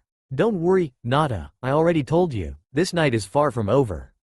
Before she could ask another question, he wrapped his arms around her waist and disappeared in another swirl of leaves, right into their hotel bedroom. When Hinata was able to steady herself, she found two arms wrapped around her waist, pulling her into a warm embrace. Before she could utter a single word, lips were placed on hers, and she let herself melt into the kiss. She wrapped her arms around the blonde's neck and ran her fingers into his spiky locks, fisting the hair in her grasp. She pulled just enough to get him to slightly open his mouth, and wormed her tongue into his mouth where she fought for control. She was met with little resistance and proceeded to release her grip on his hair and bring it to his suit coat, slowly pushing it off his shoulders. It fell to the floor and Hinata brought her hands back up to grip his hair. Naruto pulled off his tie and let it fall with his coat, undoing several top buttons as Hinata caressed his head while still fighting for control. Soon Naruto's shirt was off and he brought his hands up to Hinata's shoulders to pull her back slightly. Reluctantly, she released his hair and pulled out of his mouth. "Nata, I just want to make sure that this is what you want. I don't need to be intimate with you to know that you love me, and we have the rest of our lives to be physical. I just don't want this to change anything between us. If something happened and you left, I don't think I can survive having someone else leave me like Gigi did. I just don't think I'm strong enough for that." Hinata wrapped her arms around his neck and gave him a peck on the lips. "Naruto, listen to me right now. Nothing, and I mean that, nothing, will ever change the way I feel about you. This isn't some fangirl crush like all those girls back in the academy, this is real love. I love your jokes, I love your determination, I love your personality, and I love your caring nature. So far I haven't found anything not to love. And the fact that you're very handsome doesn't hurt either. I want to be with you, now and forever, and be the woman you wake up to every single day, the woman you come home to, and the woman you share your dreams with." Naruto kissed her again. "I love you so much, Nata." She tightened her grip on his neck. "I love you too." They sensually brought their mouths together again, and this time Naruto was the one to initiate the attack on her mouth with his tongue and fight her for control. She squealed in surprise and delight, excited that Naruto was finally ready to accept her fully. Naruto brought his hands down to her obi and began to unwrap the intricate knot, and after several seconds he was met with success. Naruto slowly traced the outline of Hinata's body with his fingers, sending chills up her spine. He finally brought his hands up to rest on the fabric on her shoulders and gently pushed the robe off, letting it slip past her shoulders and pooled into a pile of lifeless silk at her ankles, leaving her clad only in soft lavender panties and a matching lacy bra. Hinata giggled into the kiss and pushed Naruto out of her mouth. "Not very nice, Naruto. I shouldn't be the only one like this." Grinning, she slowly brought her hands down to hem of his pants and unclasped the button and zipper, letting Naruto step out of the dress pants, leaving him in his burnt orange boxers. They both took a few seconds to admire each other's body, and soon they were back in each other's arms, slowly kissing and showing each other the depths of their emotion. Sometime into the kiss, Hinata wrapped her legs around Naruto's waist, feeling his growing arousal brush her underside. Naruto was forced to being his hands down to Hinata's bottom to support the extra weight, and he fell on the bed with Hinata straddling him in a similar manner to his first morning in her bed just a few days prior. She broke the kiss and with a smirk brought her hands behind her back to the clasp of her bra and removed the offending piece of fabric and freed herself, letting Naruto watch as she reveled herself for the first time. Naruto's eyes were wide with both anticipation and curiosity. He might have been young, but he had long since gone through puberty and knew what got him excited, and right now that person was Hinata. Hinata threw her bra off the bed in some corner to be forgotten until the morning came, and she giggled when she saw Naruto staring. "It's okay, Naruto, you can touch if you want to." Naruto released his grip and held Hinata as he flipped them over, making the girl below him groan. "Naru, please, I can't take it anymore." He just smirked. "I want to do this right. I want to show you that this is out of love, not lust." Hinata's eyes watered from all the emotions running through her. Never before did she have someone who cared about her so much.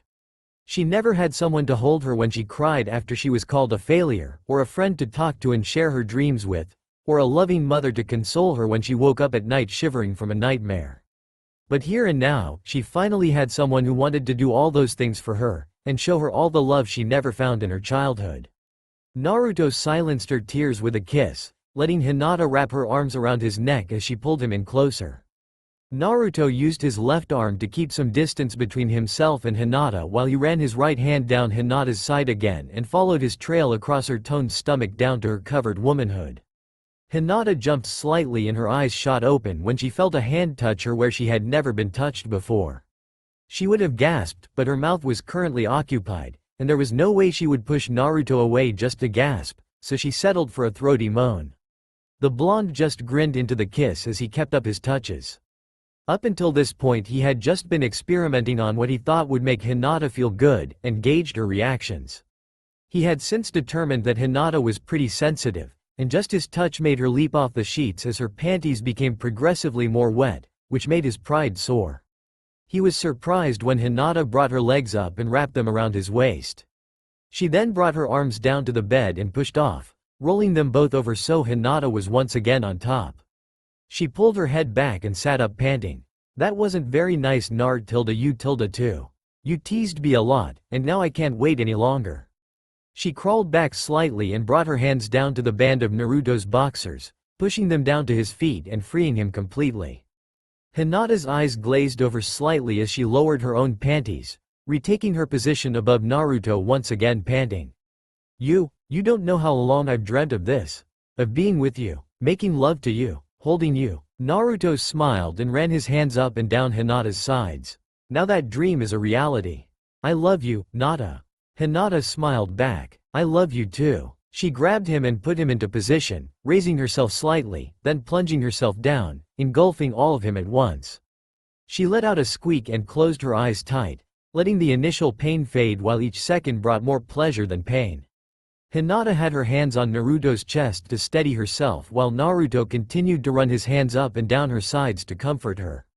It was torture for him. He had never felt something so absolutely blissful.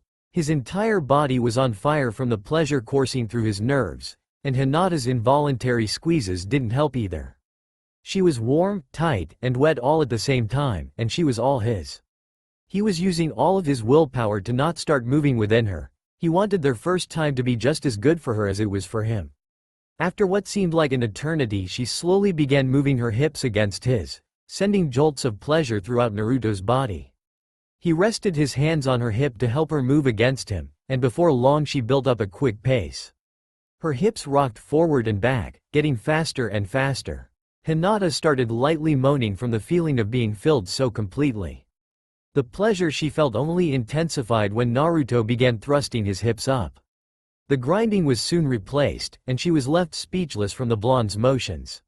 "Yes? Oh Kami, yes? Faster, please." Naruto was spurred on by her moans and begs for more. He reached the limit for what he could do in his position, so he gripped her shoulders and spun them around so she was on bottom again.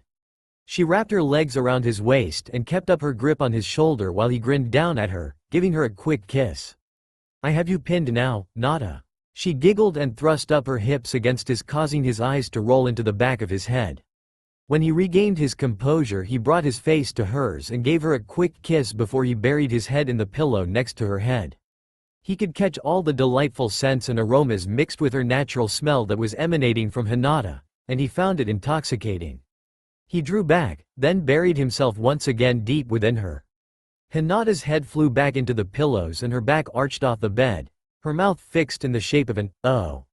Again and again the blonde drew himself out of her only to ram himself back in, taking her to new heights of pleasure and sending jolts throughout her body.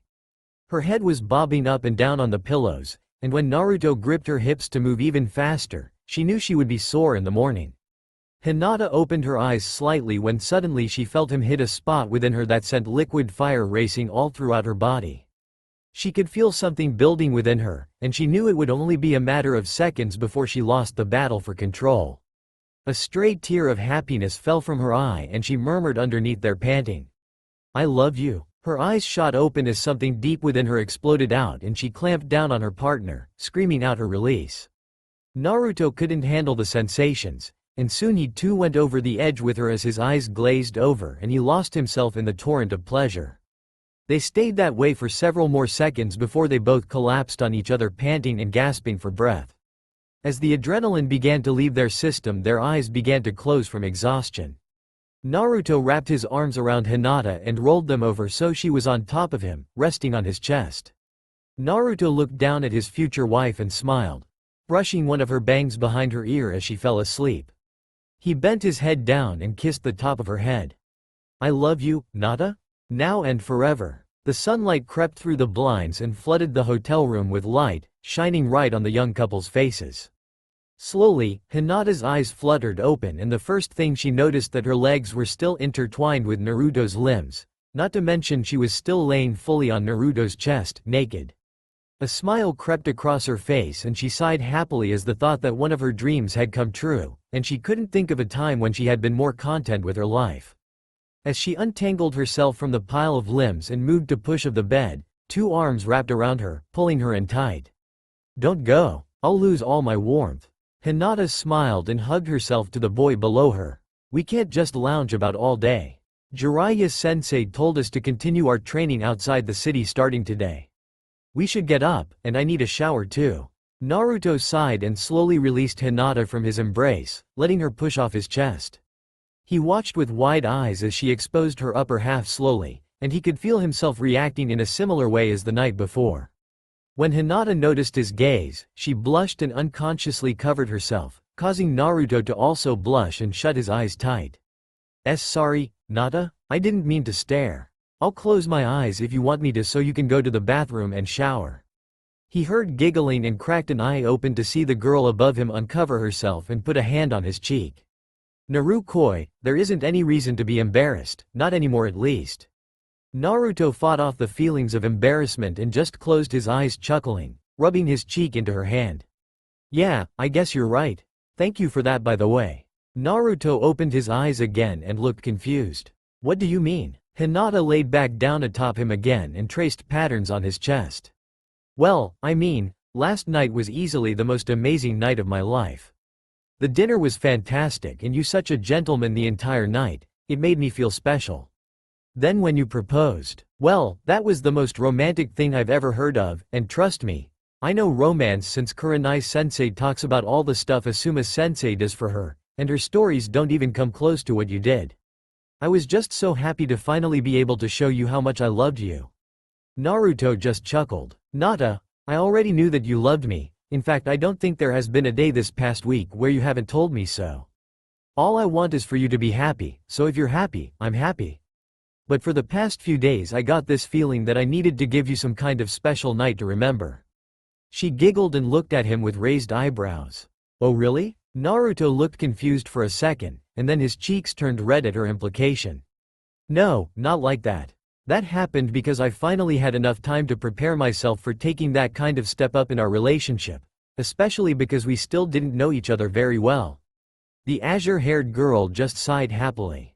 "Yeah, I'm glad you had us wait." Naruto smiled and rubbed her bare back. "Plus, I still felt like I owed you it." Hinata's smile faded and she looked up into his eyes. "Naruto, you don't owe me anything. I want you to be with me because you want to, not because you feel like you owe me." Naruto nervously shook his head. "Wait, I didn't mean it like that. I just meant that I felt bad because I never gave you any of those special romantic moments that couples have. I never got to make you feel special and loved, so I felt the least I could do was treat you to a romantic evening." Hinata leveled her gaze on his face for a few lingering moments before returning to her spot on his chest as a small mirthful chuckle echoed out of her. "You really are terrible with words, Naruto. You almost put yourself in the nin doghouse, and we aren't even married yet." She felt the blonde under her let out a sigh of relief. "And we have the rest of our lives to create those moments, Naruto, so don't feel bad about anything. Let's just enjoy the time we have together." They just laid there for several minutes, basking in the warmth of each other's bodies and trying to fight off the feelings of drowsiness. After a particularly long yawn, Hinata finally rolled off him and got up with a stretch. "Okay, now we really need to get up. If we don't finish this training schedule, Jiraiya-sensei said he would make us do triple the normal workload, and I really don't want to test his ability to discover if we did it or not." Naruto ran a hand through his hair and sighed. Yeah, I guess you're right. Well, guess we should shower first then? Hinata just looked at him with a smirk. How very forward of you, Mr. Uzumaki. Naruto cocked his head to the side and tried to figure out what she was insinuating, and then all at once it clicked. Geez, Nata? I don't know who's worse, Ero Sennin or you. I meant that we should both take showers, not take one together, though I wouldn't exactly be against it. Hinata grinned and walked towards the bathroom. Well, come on then, I won't wait all day to get this sweat and grime off. No funny business though, I need to be able to actually train today. She didn't even need to look back to see Naruto scramble out of the bed and make his way towards the bathroom. 4 hours later outside the city, Naruto and Hinata were panting and out of breath. Today had been the day for a rigorous physical training regimen followed by a rough spar between the two where they were each supposed to use what they had been learning. The result had been that both young adults had shown noticeable improvement in the course of only a few short days, being able to complete the complete physical portion without a break. During the spar they were excited to see just how they had each improved. This of course led to an hour of non-stop sparring between the two, under the careful observation of their sensei of course.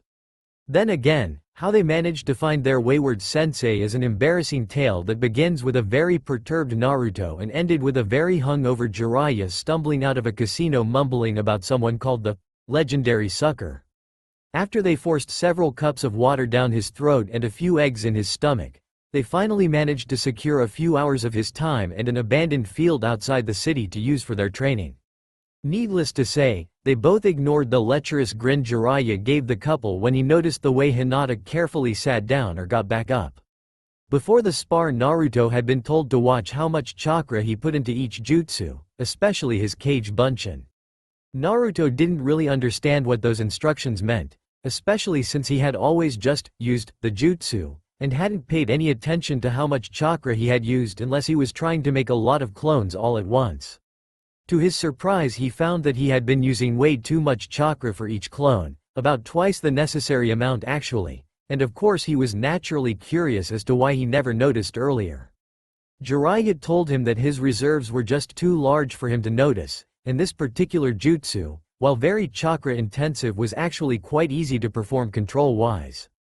In fact, Jiraiya mused that it might just be the perfect technique for someone like Naruto who had one of the largest chakra reserves in the world.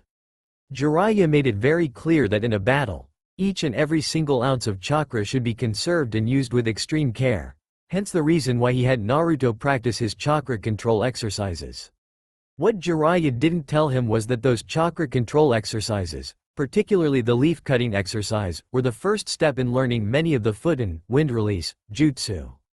But the real reason Jiraiya decided to start Naruto in his control training was that he knew that Naruto needed to increase his control in order to begin the next stage of his training, learning the Yondaime's famed technique, the Rasengan. Hinata had been told to focus on using her Juken style that flowed around her opponent instead of standing firm and battling it out blow for blow. The day after the group had left Konoha, Jiraiya had watched as Hinata went through the katas for the Juken, and he commented that she looked too rigid and stiff while practicing. It was then that she admitted that ever since her defeat in the Chunin exams, she had been incorporating a taijutsu style called Nagaleru Ken, flowing fist, into the Hyuga's traditional Juken style. The old Sannin seemed genuinely impressed with her initiative in finding a fighting style that matched her preferences. He gave her tips and pointers on how she would be able to add her innate flexibility to her attacks, which is where she was now. She had been dodging each and every one of Naruto's clones and dispersing them with a quick jab here or a palm strike there. Of course, her stamina was nowhere near her opponent's, so once she began to tire she found that she started taking more and more hits. Of course, they both weren't hitting each other at full strength, but they were putting enough into it where they were both sore. At the end of their long spar they both fell to their knees for breath. Jiraiya made a mental note to teach Naruto some kind of taijutsu style to replace his bastardized version that relied heavily on the distractive potential of Kage Bunshins. He could see that Naruto was a very strong individual with a mostly untapped potential. He just needed a mentor that would take the time and explain things to him in a way he could understand. Jiraiya stood up with a grunt and stretched his back. Alright you two, that wasn't too bad. Hinata, great job in anticipating his movements and flowing around them, though you need to work on your stamina a bit more in order to hold up in longer fights." Hinata nodded and walked over to her knapsack to grab a bottle of water.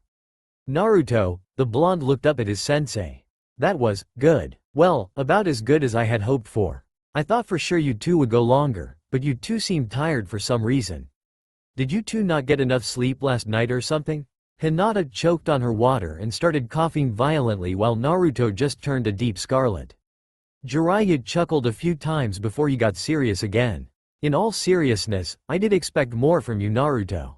Naruto snorted. "Gee, thanks Arrow Sennin." Jiraiya sighed. "What I mean is that there is still so much more that you can do. You have more potential in you than I've ever seen before, and that means a lot coming from me." Naruto smiled. "Really? You think so?" Jiraiya grinned. "I know so. You're strong, really strong, but you rarely land any hits because you don't have a solid taijutsu style. You just focus on using cage bunchins to distract your opponents in order to get in close to hopefully get a few hits in. You also don't really have any other jutsu besides that one and the Kuchiyose no Jutsu summoning technique. So you are really limited to hand-to-hand combat in terms of what you can do fighting-wise." Naruto huffed. "Well, that isn't really my fault. No one would teach me anything, and whenever I asked for help people would always tell me to get lost." Jiraiya looked sad for a moment. "Well, that's why I'm here, kid. Now tell me something, you managed some progress in the leaf-cutting exercise, right?" Naruto nodded and picked up a leaf on the ground, placing it in his palm. He closed his eyes and concentrated for a few seconds before opening his eyes and hands, revealing a cut about a quarter of the way across the leaf. Jiraiya picked the leaf out of his hand and inspected it before grunting in approval. "Good enough. Now here, catch." With elite shinobi speed, Jiraiya darted into his pocket and retrieved a small spherical object, tossing it to his blonde student. Naruto barely had time to catch the object thrown at him, and when he did he had a very confused look on his face. "Arrow Sennin, why did you give me a water balloon?" Hinata was also watching them and had the same question on her mind. They both watched as Jiraiya brought his right hand up, palm towards the sky. "Because, right now I am going to begin teaching you a new jutsu. One of the Yondaimi's own creations, to be exact, the Rasengan." As he was speaking, Hinata and Naruto watched as a small blue orb of chakra came to life in his hand. It was the most intriguing thing either of them had ever seen. Ripples of pure energy swirling around like a maelstrom that just reeked of raw power, all held within the restricting confines of a ball no bigger than the water balloon Naruto currently held in his hands. They would have added the description beautiful if Jiraiya hadn't shoved the orb of energy in the tree behind him, shattering the bark in millions of tiny pieces and blowing the trunk apart. Naruto currently had one of the largest shit-eating grins of his face. "Wicked? I get to learn that?" Jiraiya smirked and nodded his head.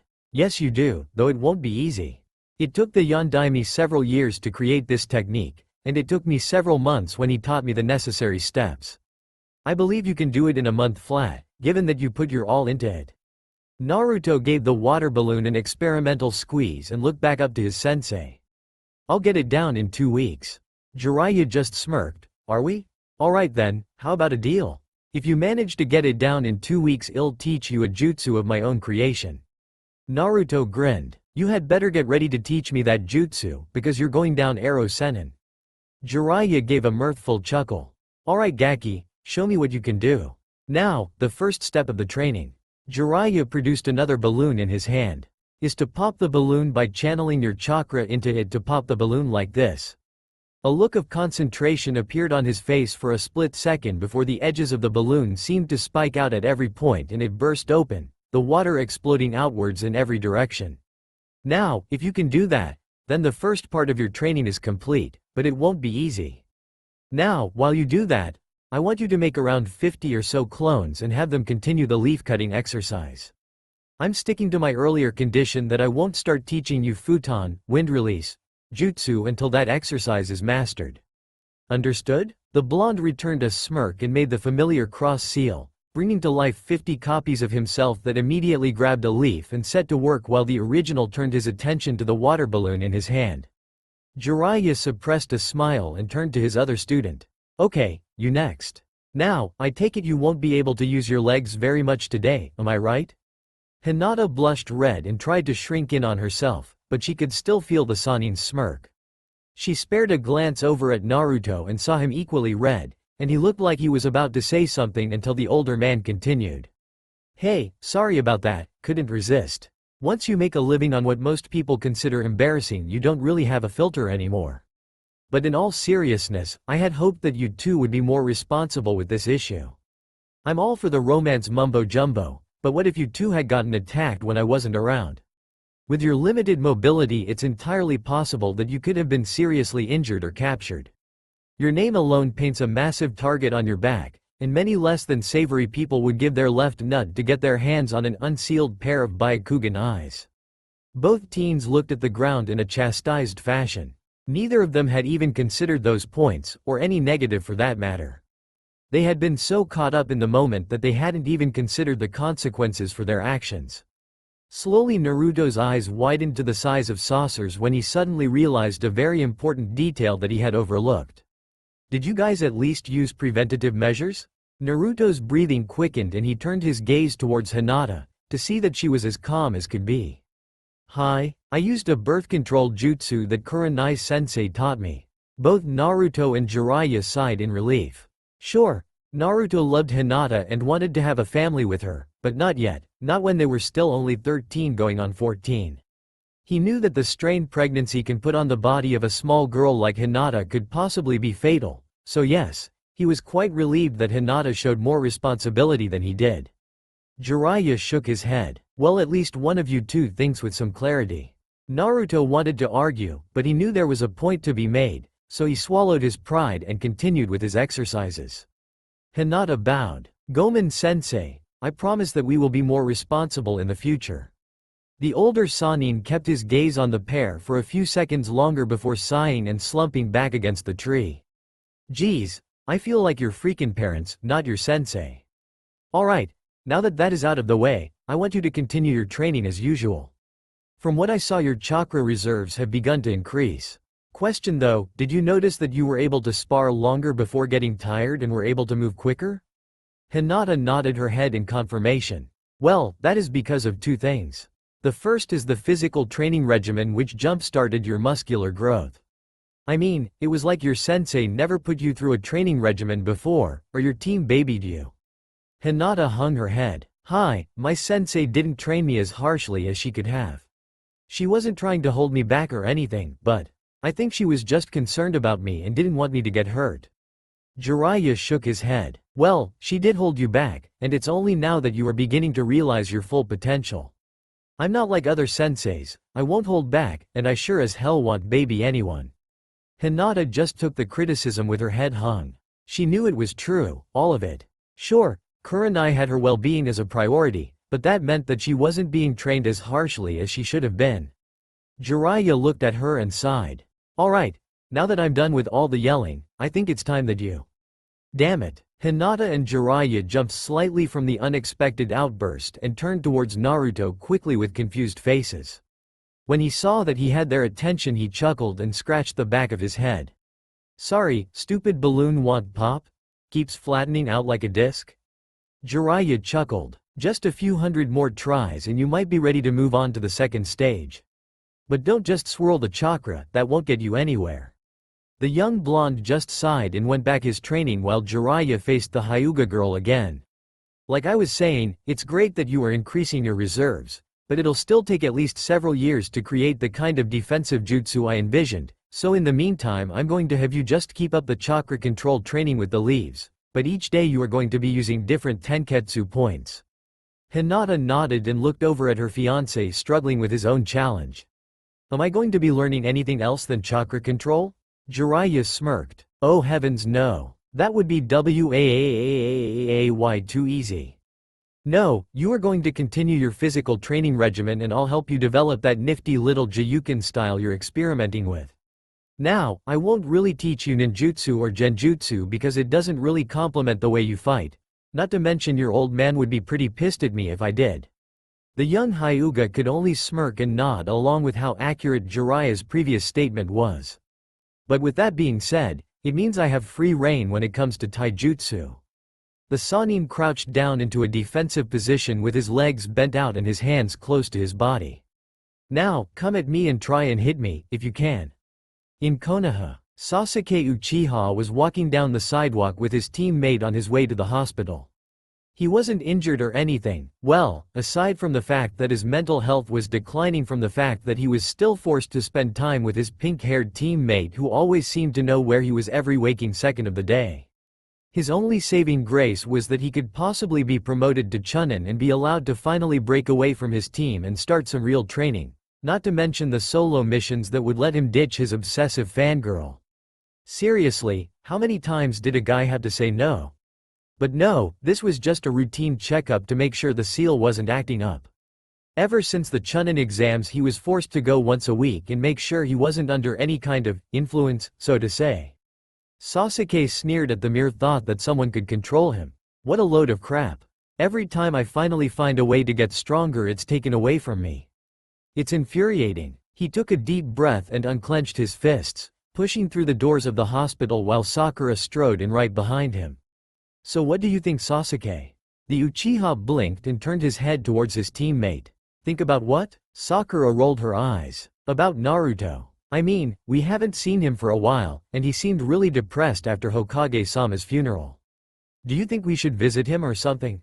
We do have a few days off till they can find the next Hokage. Sasuke narrowed his eyes at the mention of the blonde-haired idiot. The sheer memory of him brought back some very unpleasant feelings he had thought he had long since buried. He felt so helpless when he was stuck on that tree branch and that psycho redhead was charging at him. It was just like that night all those years back, not able to do anything except sit there and accept his fate. That is, until he came charging in, head first like always, and saved not only his life, but Sakura's too. Naruto had gotten so strong in that month, whereas before the exams even started, Sasuke knew he could win in a fight, but now, he wasn't so sure.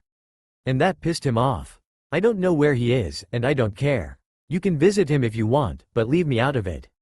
And with that Sasuke strolled down the halls to his assigned room at the back of the hospital. Everyone was busy scurrying here and there as he walked, and he paid them no mind.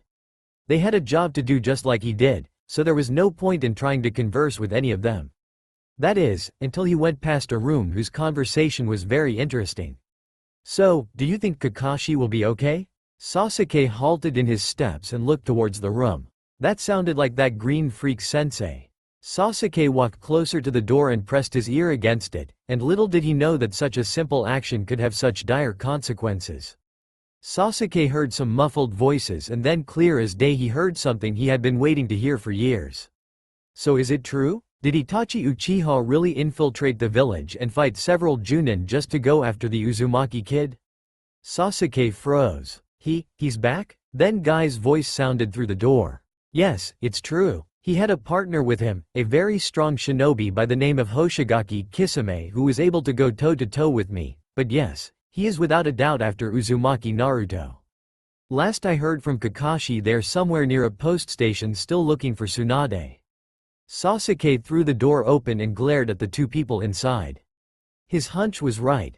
Guy and a haggard-looking doctor looked back at the raven-haired youth in surprise. On the hospital bed was an unconscious Kakashi. Where are they? Guy sighed and walked towards Sasuke. Look Sasuke, I know what you're thinking right now, but you have to. Sasuke punched the wall next to him. You don't understand, I have to know where they are. I have to kill him. Guy knew that he had to do something to stop the Uchiha or he could easily make a huge mistake that could put his life at risk. Now Sasuke, let's not do anything hasty now. Sasuke shot him a glare and turned around running out of the room, nearly knocking over a pink-haired girl on his way out. With Naruto and Hinata, they had been traveling for several days, and the two genin had never known such effort.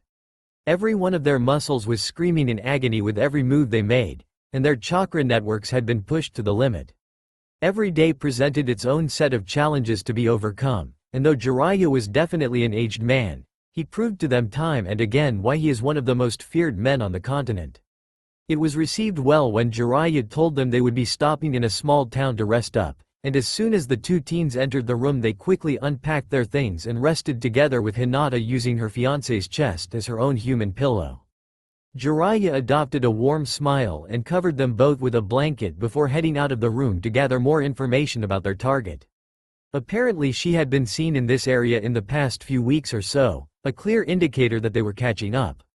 It is safe to say that when the pair had been woken up by a pounding on the door, they were not in the best of moods.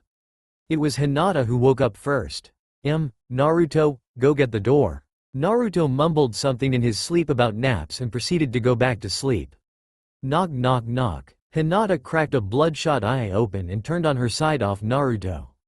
"Naruto-kun, go get the door." The blonde took a deep breath and slowly sat up, rubbing the sleep from his eyes. He looked over at Hinata, who had almost fallen back to sleep. "She's lucky she's so damn cute." Naruto stretched and cracked his back, snaking his legs over the side of the bed and slowly rising to his feet. Knock knock. Naruto narrowed his eyes at the door and grumbled, "I swear if this isn't important I'm going to be really pissed off." Cock knock knock. "Yeah, I heard you the first damn time." Naruto marched up to the door and grasped the handle, throwing the door open. "Now, what is so damn important that you—" The rest of whatever he was about to say died in his throat when he looked into a pair of fully matured Sharingan eyes, and they weren't his teammates. "Uzumaki Naruto, you are to come with us immediately." Naruto froze as he stared into the spinning eyes of his would-be kidnapper, unable to even breathe in the presence of such a powerful and well-trained killer. Luckily for him, there was someone else there to snap him out of it. "Naru-koi, who is it?" Naruto flinched and looked between the two men, only now realizing that there even was a second person there. The blonde threw the door shut in their faces and jumped back, breathing heavily. "Naruto-kun?" Naruto turned towards his fiancée and grabbed her hand. "We had to go, Nata, now." Hinata had a very confused and dazed look on her face. "What? Why do we have to?" The question she was about to ask was answered for her when the door to their room was kicked open and a very sour-looking Uchiha strode into the room. "Now that was very rude, Naruto. Come with us now before we are forced to take more drastic measures." Naruto's response was to bring his hands up into the familiar cross seal, bring several seconds of distractions to life, just enough time for him to grab Hinata and jump out the window without ever looking back. A single swing of Kisami's sword was enough to clear the room of cage buncheons, and when the smoke cleared a feral grin could be seen on his face as he watched his target try to make his escape. "You know Itachi. I think this might not be as boring as I thought it would be. This kid just might be some fun after all." Itachi sighed and adjusted the hat on his head. "Just remember Kisame that we need him alive." The grin on the blue man's face got even wider. "Oh, don't worry about that. He'll be very much alive when I'm through with him." With Naruto and Hinata panting, the two made their way to a spot outside the small town where they would be able to hide amongst the trees. After they had jumped out the window, Naruto made a group of clones to find their wayward sensei, but he knew that would take time they didn't have with those two after them. No, he needed a quicker method. He brought his fingers into a familiar seal and began channeling as much chakra as he could, but it wasn't the right kind. He focused as hard as he could, calling forth as much of the Kyuubi's malicious chakra as he could, letting flow forth and out into nature. He knew he lacked the training required to bring forth enough to use in battle like he did with Neji, that had all been blind luck. What he did have, however, was just enough to let his teacher know that there was something causing Naruto to use the forbidden chakra, and at the very least it would raise some red flags. Naruto and Hinata entered a small clearing and dropped down to the ground to catch their breath. Hinata was on her hands and knees, gulping large amounts of air. "Do you think we lost them?" Naruto shook his head. "No, but I think we have a few moments to rest at least." "Oh, how wrong you two are." The genin jumped to their feet as an eerie voice seemed to float across the clearing, seemingly moving with the breeze. "Why are you making this harder for yourselves? You know you can't run from us." Naruto took Hinata's hand in his and pulled her closer. "Why don't you show yourselves? Afraid of a few genin like us?" A darker, more sinister chuckle floated through the air. "It's a shame we had to do this. You're my kind of shinobi, cheeky and headstrong." Out of the tree-lined two figures in black cloaks with reed clouds and straw hats materialized and approached the couple.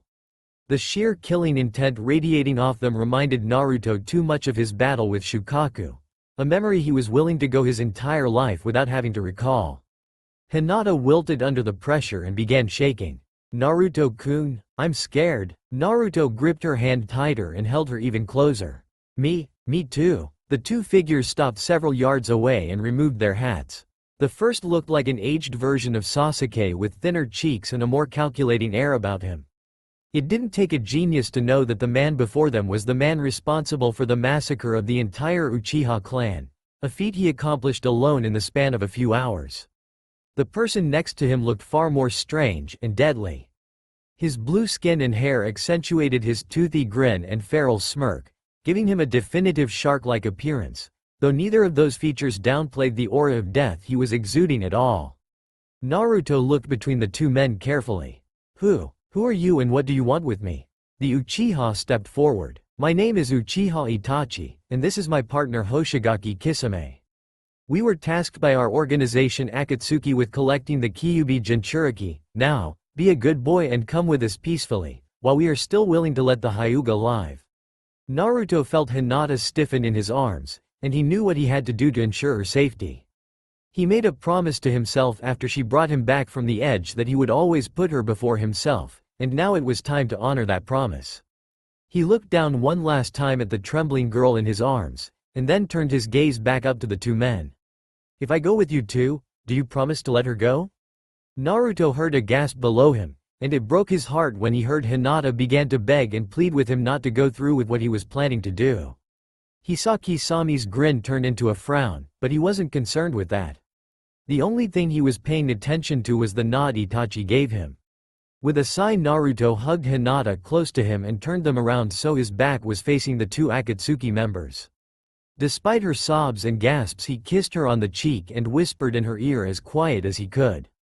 Just follow my lead. The stiffening of the girl in his arms was the only acknowledgement he received. Naruto raised his voice louder so it could be heard by the two behind him. Hinata, when you saved me that night I promised myself that I would always put your life ahead of mine, and now is the time to honor that promise. Just know that these past few weeks have been the happiest of my life, and I only wish I had more time to show you just how glad I am that you were able to love an idiot like me. Naruto let go of Hinata and turned back around, slowly walking towards his impending demise. Kisame closed his eyes and sighed. Well shit, and here I thought that he would be just a little fun. Why can't any of them ever fight back? Itachi rolled his eyes and faced his partner. Why must you always complain about the smallest things? Why can't you just be happy that? Itachi's shinobi instincts were the only thing that allowed him to avoid the swirling orb of energy aimed at the center of his chest. Kisame, however, was not so lucky, and took the attack head-on, sending him flying back towards the trees. The clone tasked with attacking Itachi was swiftly dealt with by a chop the base of his skull, severing the spinal cord and causing it to burst into a puff of smoke. Itachi looked at his partner who was picking himself off and brushing some of the dirt off. Naruto grinned, proud that he was able to get the drop on such high-level opponents, though he knew that most of it was dumb luck and a lapse in their guard that allowed him to even get close enough to use the incomplete version of the Rasengan. Naruto jumped back to avoid any counter. How was that for fighting back? Kisame just chuckled and cracked his neck. Well, you managed to tear my cloak a bit, I'll give you that. You're still years away from being able to fight us, brat. Naruto smirked. Oh, we know, but you guys leave yourselves open quite a bit. Kisame looked down and saw the ground he was standing on was rigged with over a dozen high-grade explosive notes, already being detonated. He smirked. Now that's more like it. Itachi was momentarily dazed by the sudden shockwave behind him, and out of the corner of his eye he was the Hyuga rearing her right arm back to hit him in the back, most likely aiming for his heart. With inhumane speed he spun around and caught her by the throat. Pathetic. You're lucky that Kisame is playing around, or you would both be dead by now. But I've grown tired of the games, so any last words for the Jinchuriki before you die? To his surprise the girl smirked. Yeah, just a few. Now Hinata. Itachi cursed and turned his head to see the Hyuga coming at his back again. Just as he was about to intercept her path he felt two weights on his arms, and looking down he saw two caged bunchins pinning his arms down with as much strength as he could. The blonde grinned up at the Uchiha. Never trust a fox. The next thing Itachi felt was a surge of chakra slam through his back and shred his heart to pieces. His eyes grew wide and blood sprayed from his mouth, covering the Hyuga in a mist of red. Hinata couldn't believe it. She and Naruto had defeated one of the most feared missing nin in Konoha's history, and they did it together. Naruto-kun, we did it. She watched as the cage bunchins disappeared, not erupting into smoke, but rather just fading from existence. Hinata looked perplexed. "Naruto, what's going?" To her horror, she watched as Itachi's form began shrinking down, his black hair turning blonde, his cold red eyes taking on a blue hue, and his pitch-black cloak transforming into the Hyuga robes that Naruto had taken to during their travels. Hinata's breath caught in her throat, and tears pricked at the edges of her eyes as reality tore through her being.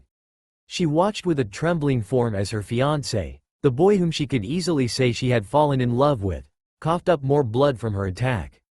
Hinata looked past Naruto and saw an upset-looking Kisame and a worried Itachi. "You see, Itachi, this is why I hate it when you use genjutsu, because shit like this happens." Hinata fell to her knees in despair, unable to accept what had transpired in the last 5 seconds, but just because she couldn't accept it didn't mean reality wasn't about to rear its ugly head. She looked up into the face of the boy who promised to stay by her side till the end of her days, and saw confusion, pain, and fear. She couldn't even get her body to catch him as he fell forward as her name fell from his lips. Pain. This had been the one word to define life for Naruto as long as he could remember. The pain of loneliness, the pain of sadness, the pain of hunger. There were days when he wished he had never been brought into this world, days when he would just stay home under the covers and shed his emotions through sobs that would tear through his growing body. These were the days that he usually had his trademark grin for, to hide the unbearable pain for anyone and everyone. He always knew that if he showed his pain, then others would capitalize on it, furthering painting a target on his back. No, he could never let anyone see that side of himself. And then one night it all changed. Someone saved him from the pain.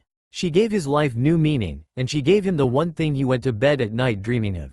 The one thing he had always sought from other people. The one thing he fought for day in and day out.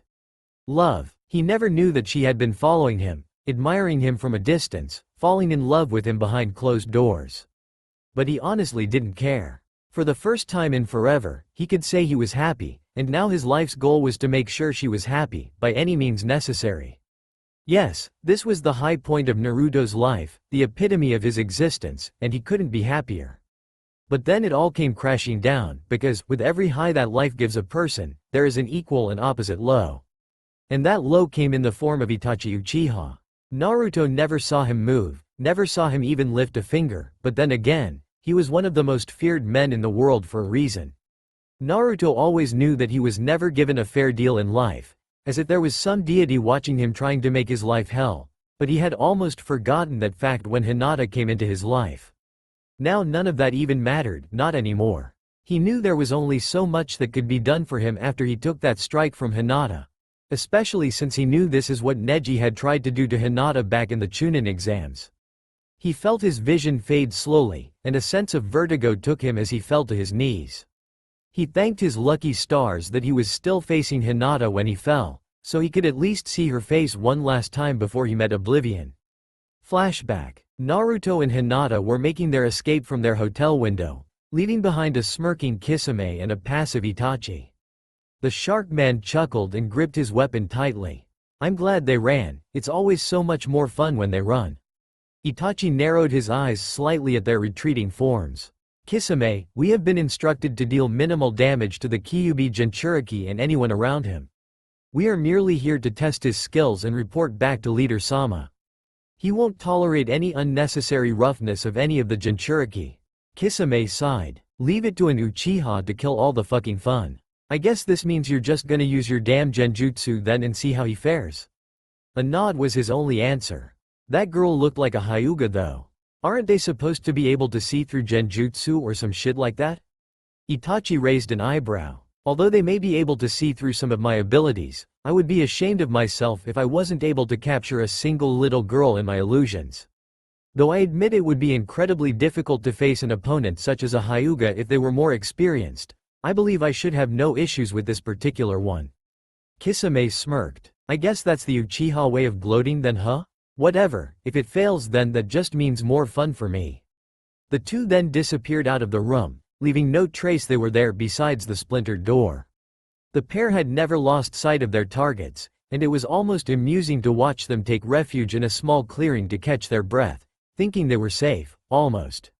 They observed that the Hyuga looked much more winded than the Jinchuriki, a clear testament to the massive chakra reserves that accompanies carrying a chakra life force in their body that all Jinchuriki bear. The girl was hunched over with her hands on her knees, and she was the first person to look in Itachi's direction, sealing her fate. The Akatsuki member was so skilled, so utterly versed in genjutsu, that the girl wouldn't even remember the pair of spinning crimson eyes that put her under his spell in the first place. With Jiraiya was coming back to the hotel he had rented for his two disciples when he felt a particular surge of power, specifically one associated with the energy felt by the release of the Kyuubi's chakra. Shit, that kid better have a damn good reason for using that chakra here. It's like he's broadcasting his position to Akatsuki. This is the thought that stayed with the Sannin until he finally reached his destination, their hotel room. And now he was left with more questions than answers, like why is the door in pieces, and why is there a broken window, and why does the bed look like someone was ripped from it in a hurry? Then the realization came, oh, shit, before he could even make a move someone else barreled into the room.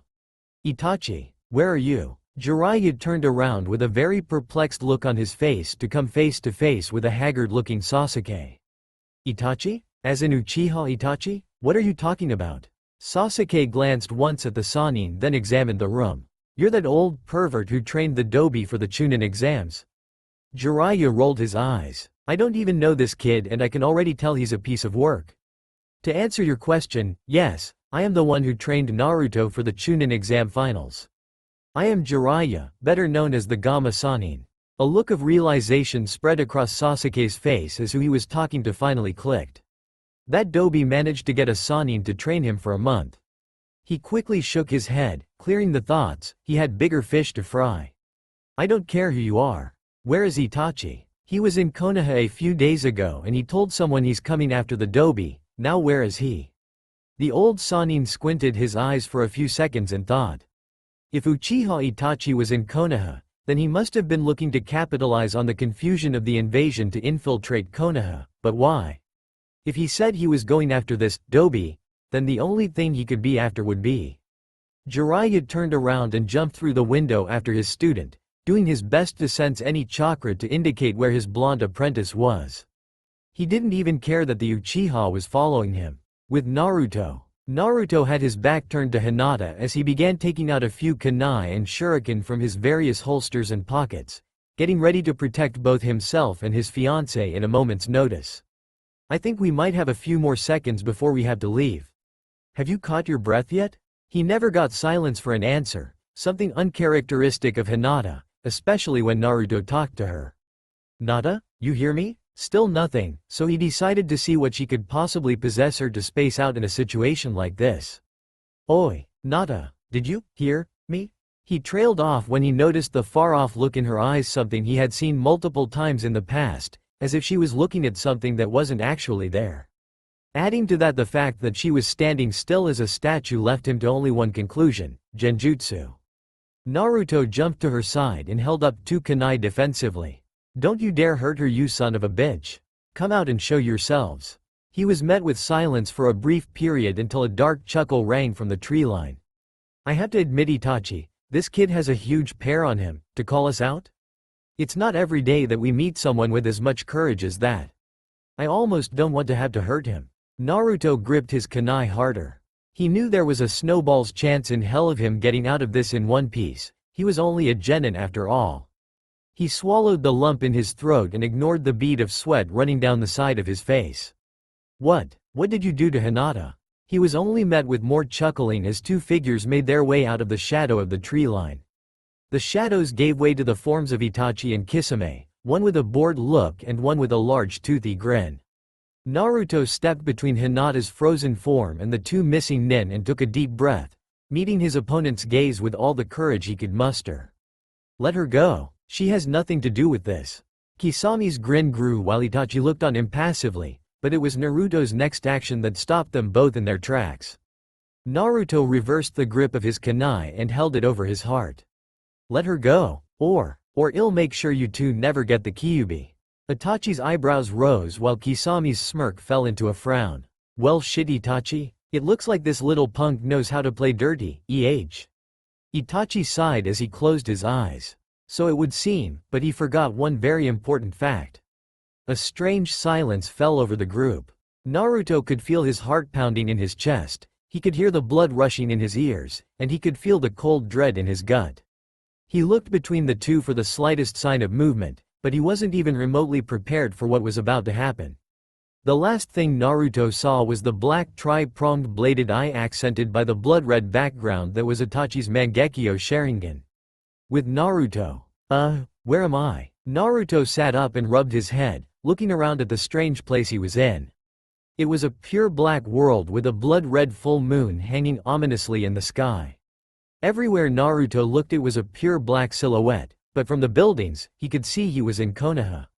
Why am I back in the village? Welcome Naruto. Naruto jumped slightly and looked around for the voice, but there was no one.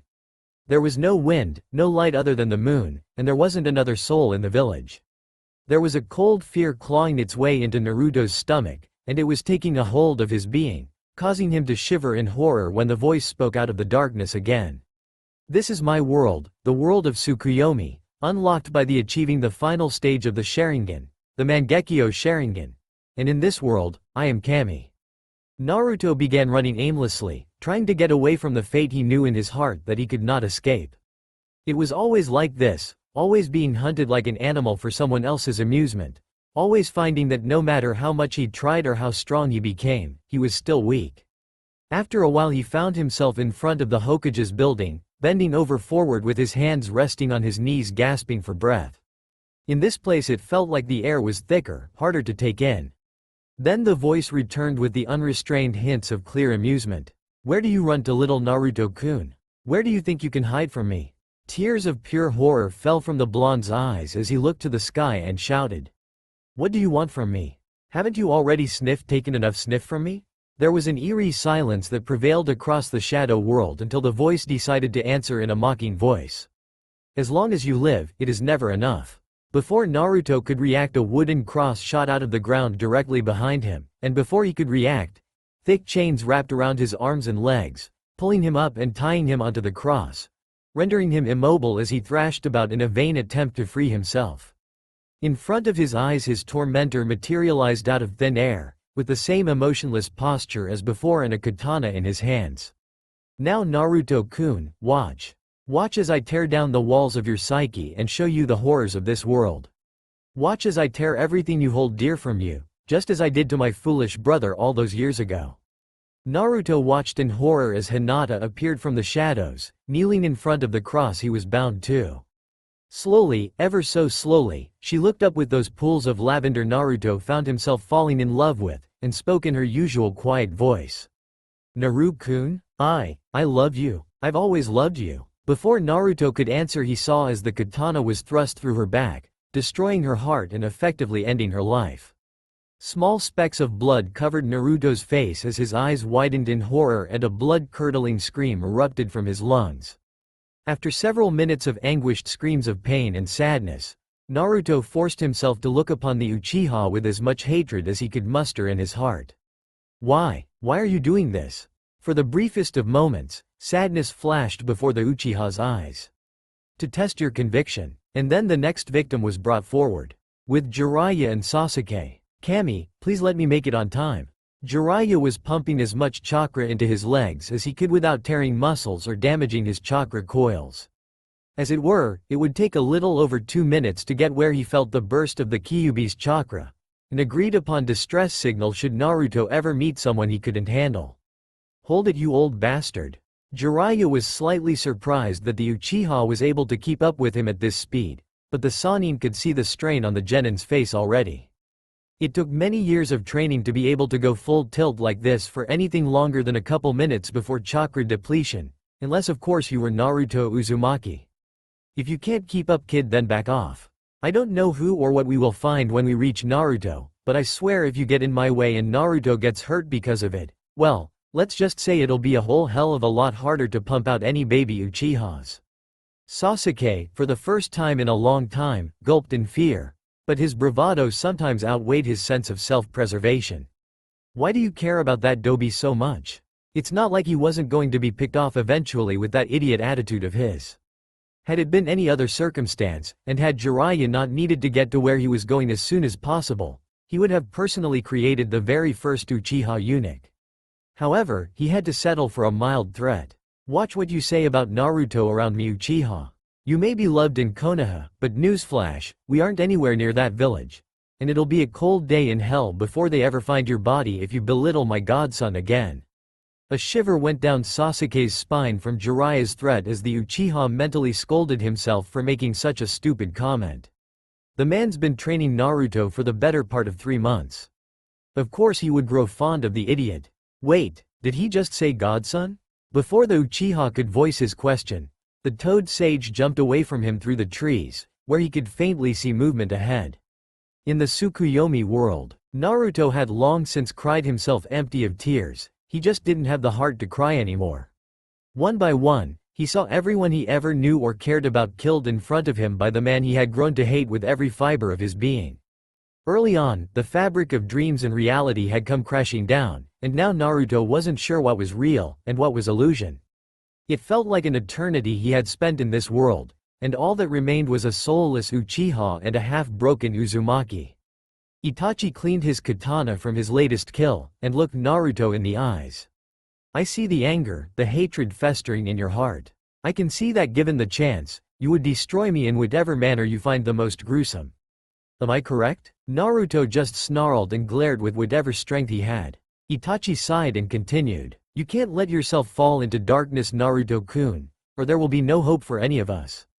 Naruto gritted his teeth and clenched out an answer through his anger. What are you talking about? Itachi sheathed his katana and shook his head. We live in an evil world, Naruto-kun. What I have shown you in this illusion is a very real possibility that you may have to face in the future, especially as a shinobi. There will be times when you see your friends killed in front of your eyes, and you will be tempted to take revenge. Naruto fought back his anger and shook away the tears streaming down his face for a moment to respond. So what was all this then? Some sick joke? Itachi shook his head. For too long has this world lived in the grip of anger and hatred. Shinobi are little more than tools for those of power to use as mere weapons. To be used as they see fit, to kill as they see fit, to die as they see fit. Wars are fought over small plots of land, countries are born and burned, and thousands die for a single person's selfish desire. Itachi looked down at the ground as his eyes narrowed. Even one's own family can't be trusted to respect the peace our ancestors bled and died for. The Uchiha looked up at Naruto after some time. But you can change all that. You have been given a gift to turn even the most ruthless of killers into docile beings, just as you did with Zabuza and Gaara. You might not know it, but your existence is what this world has been waiting for since the dawn of man.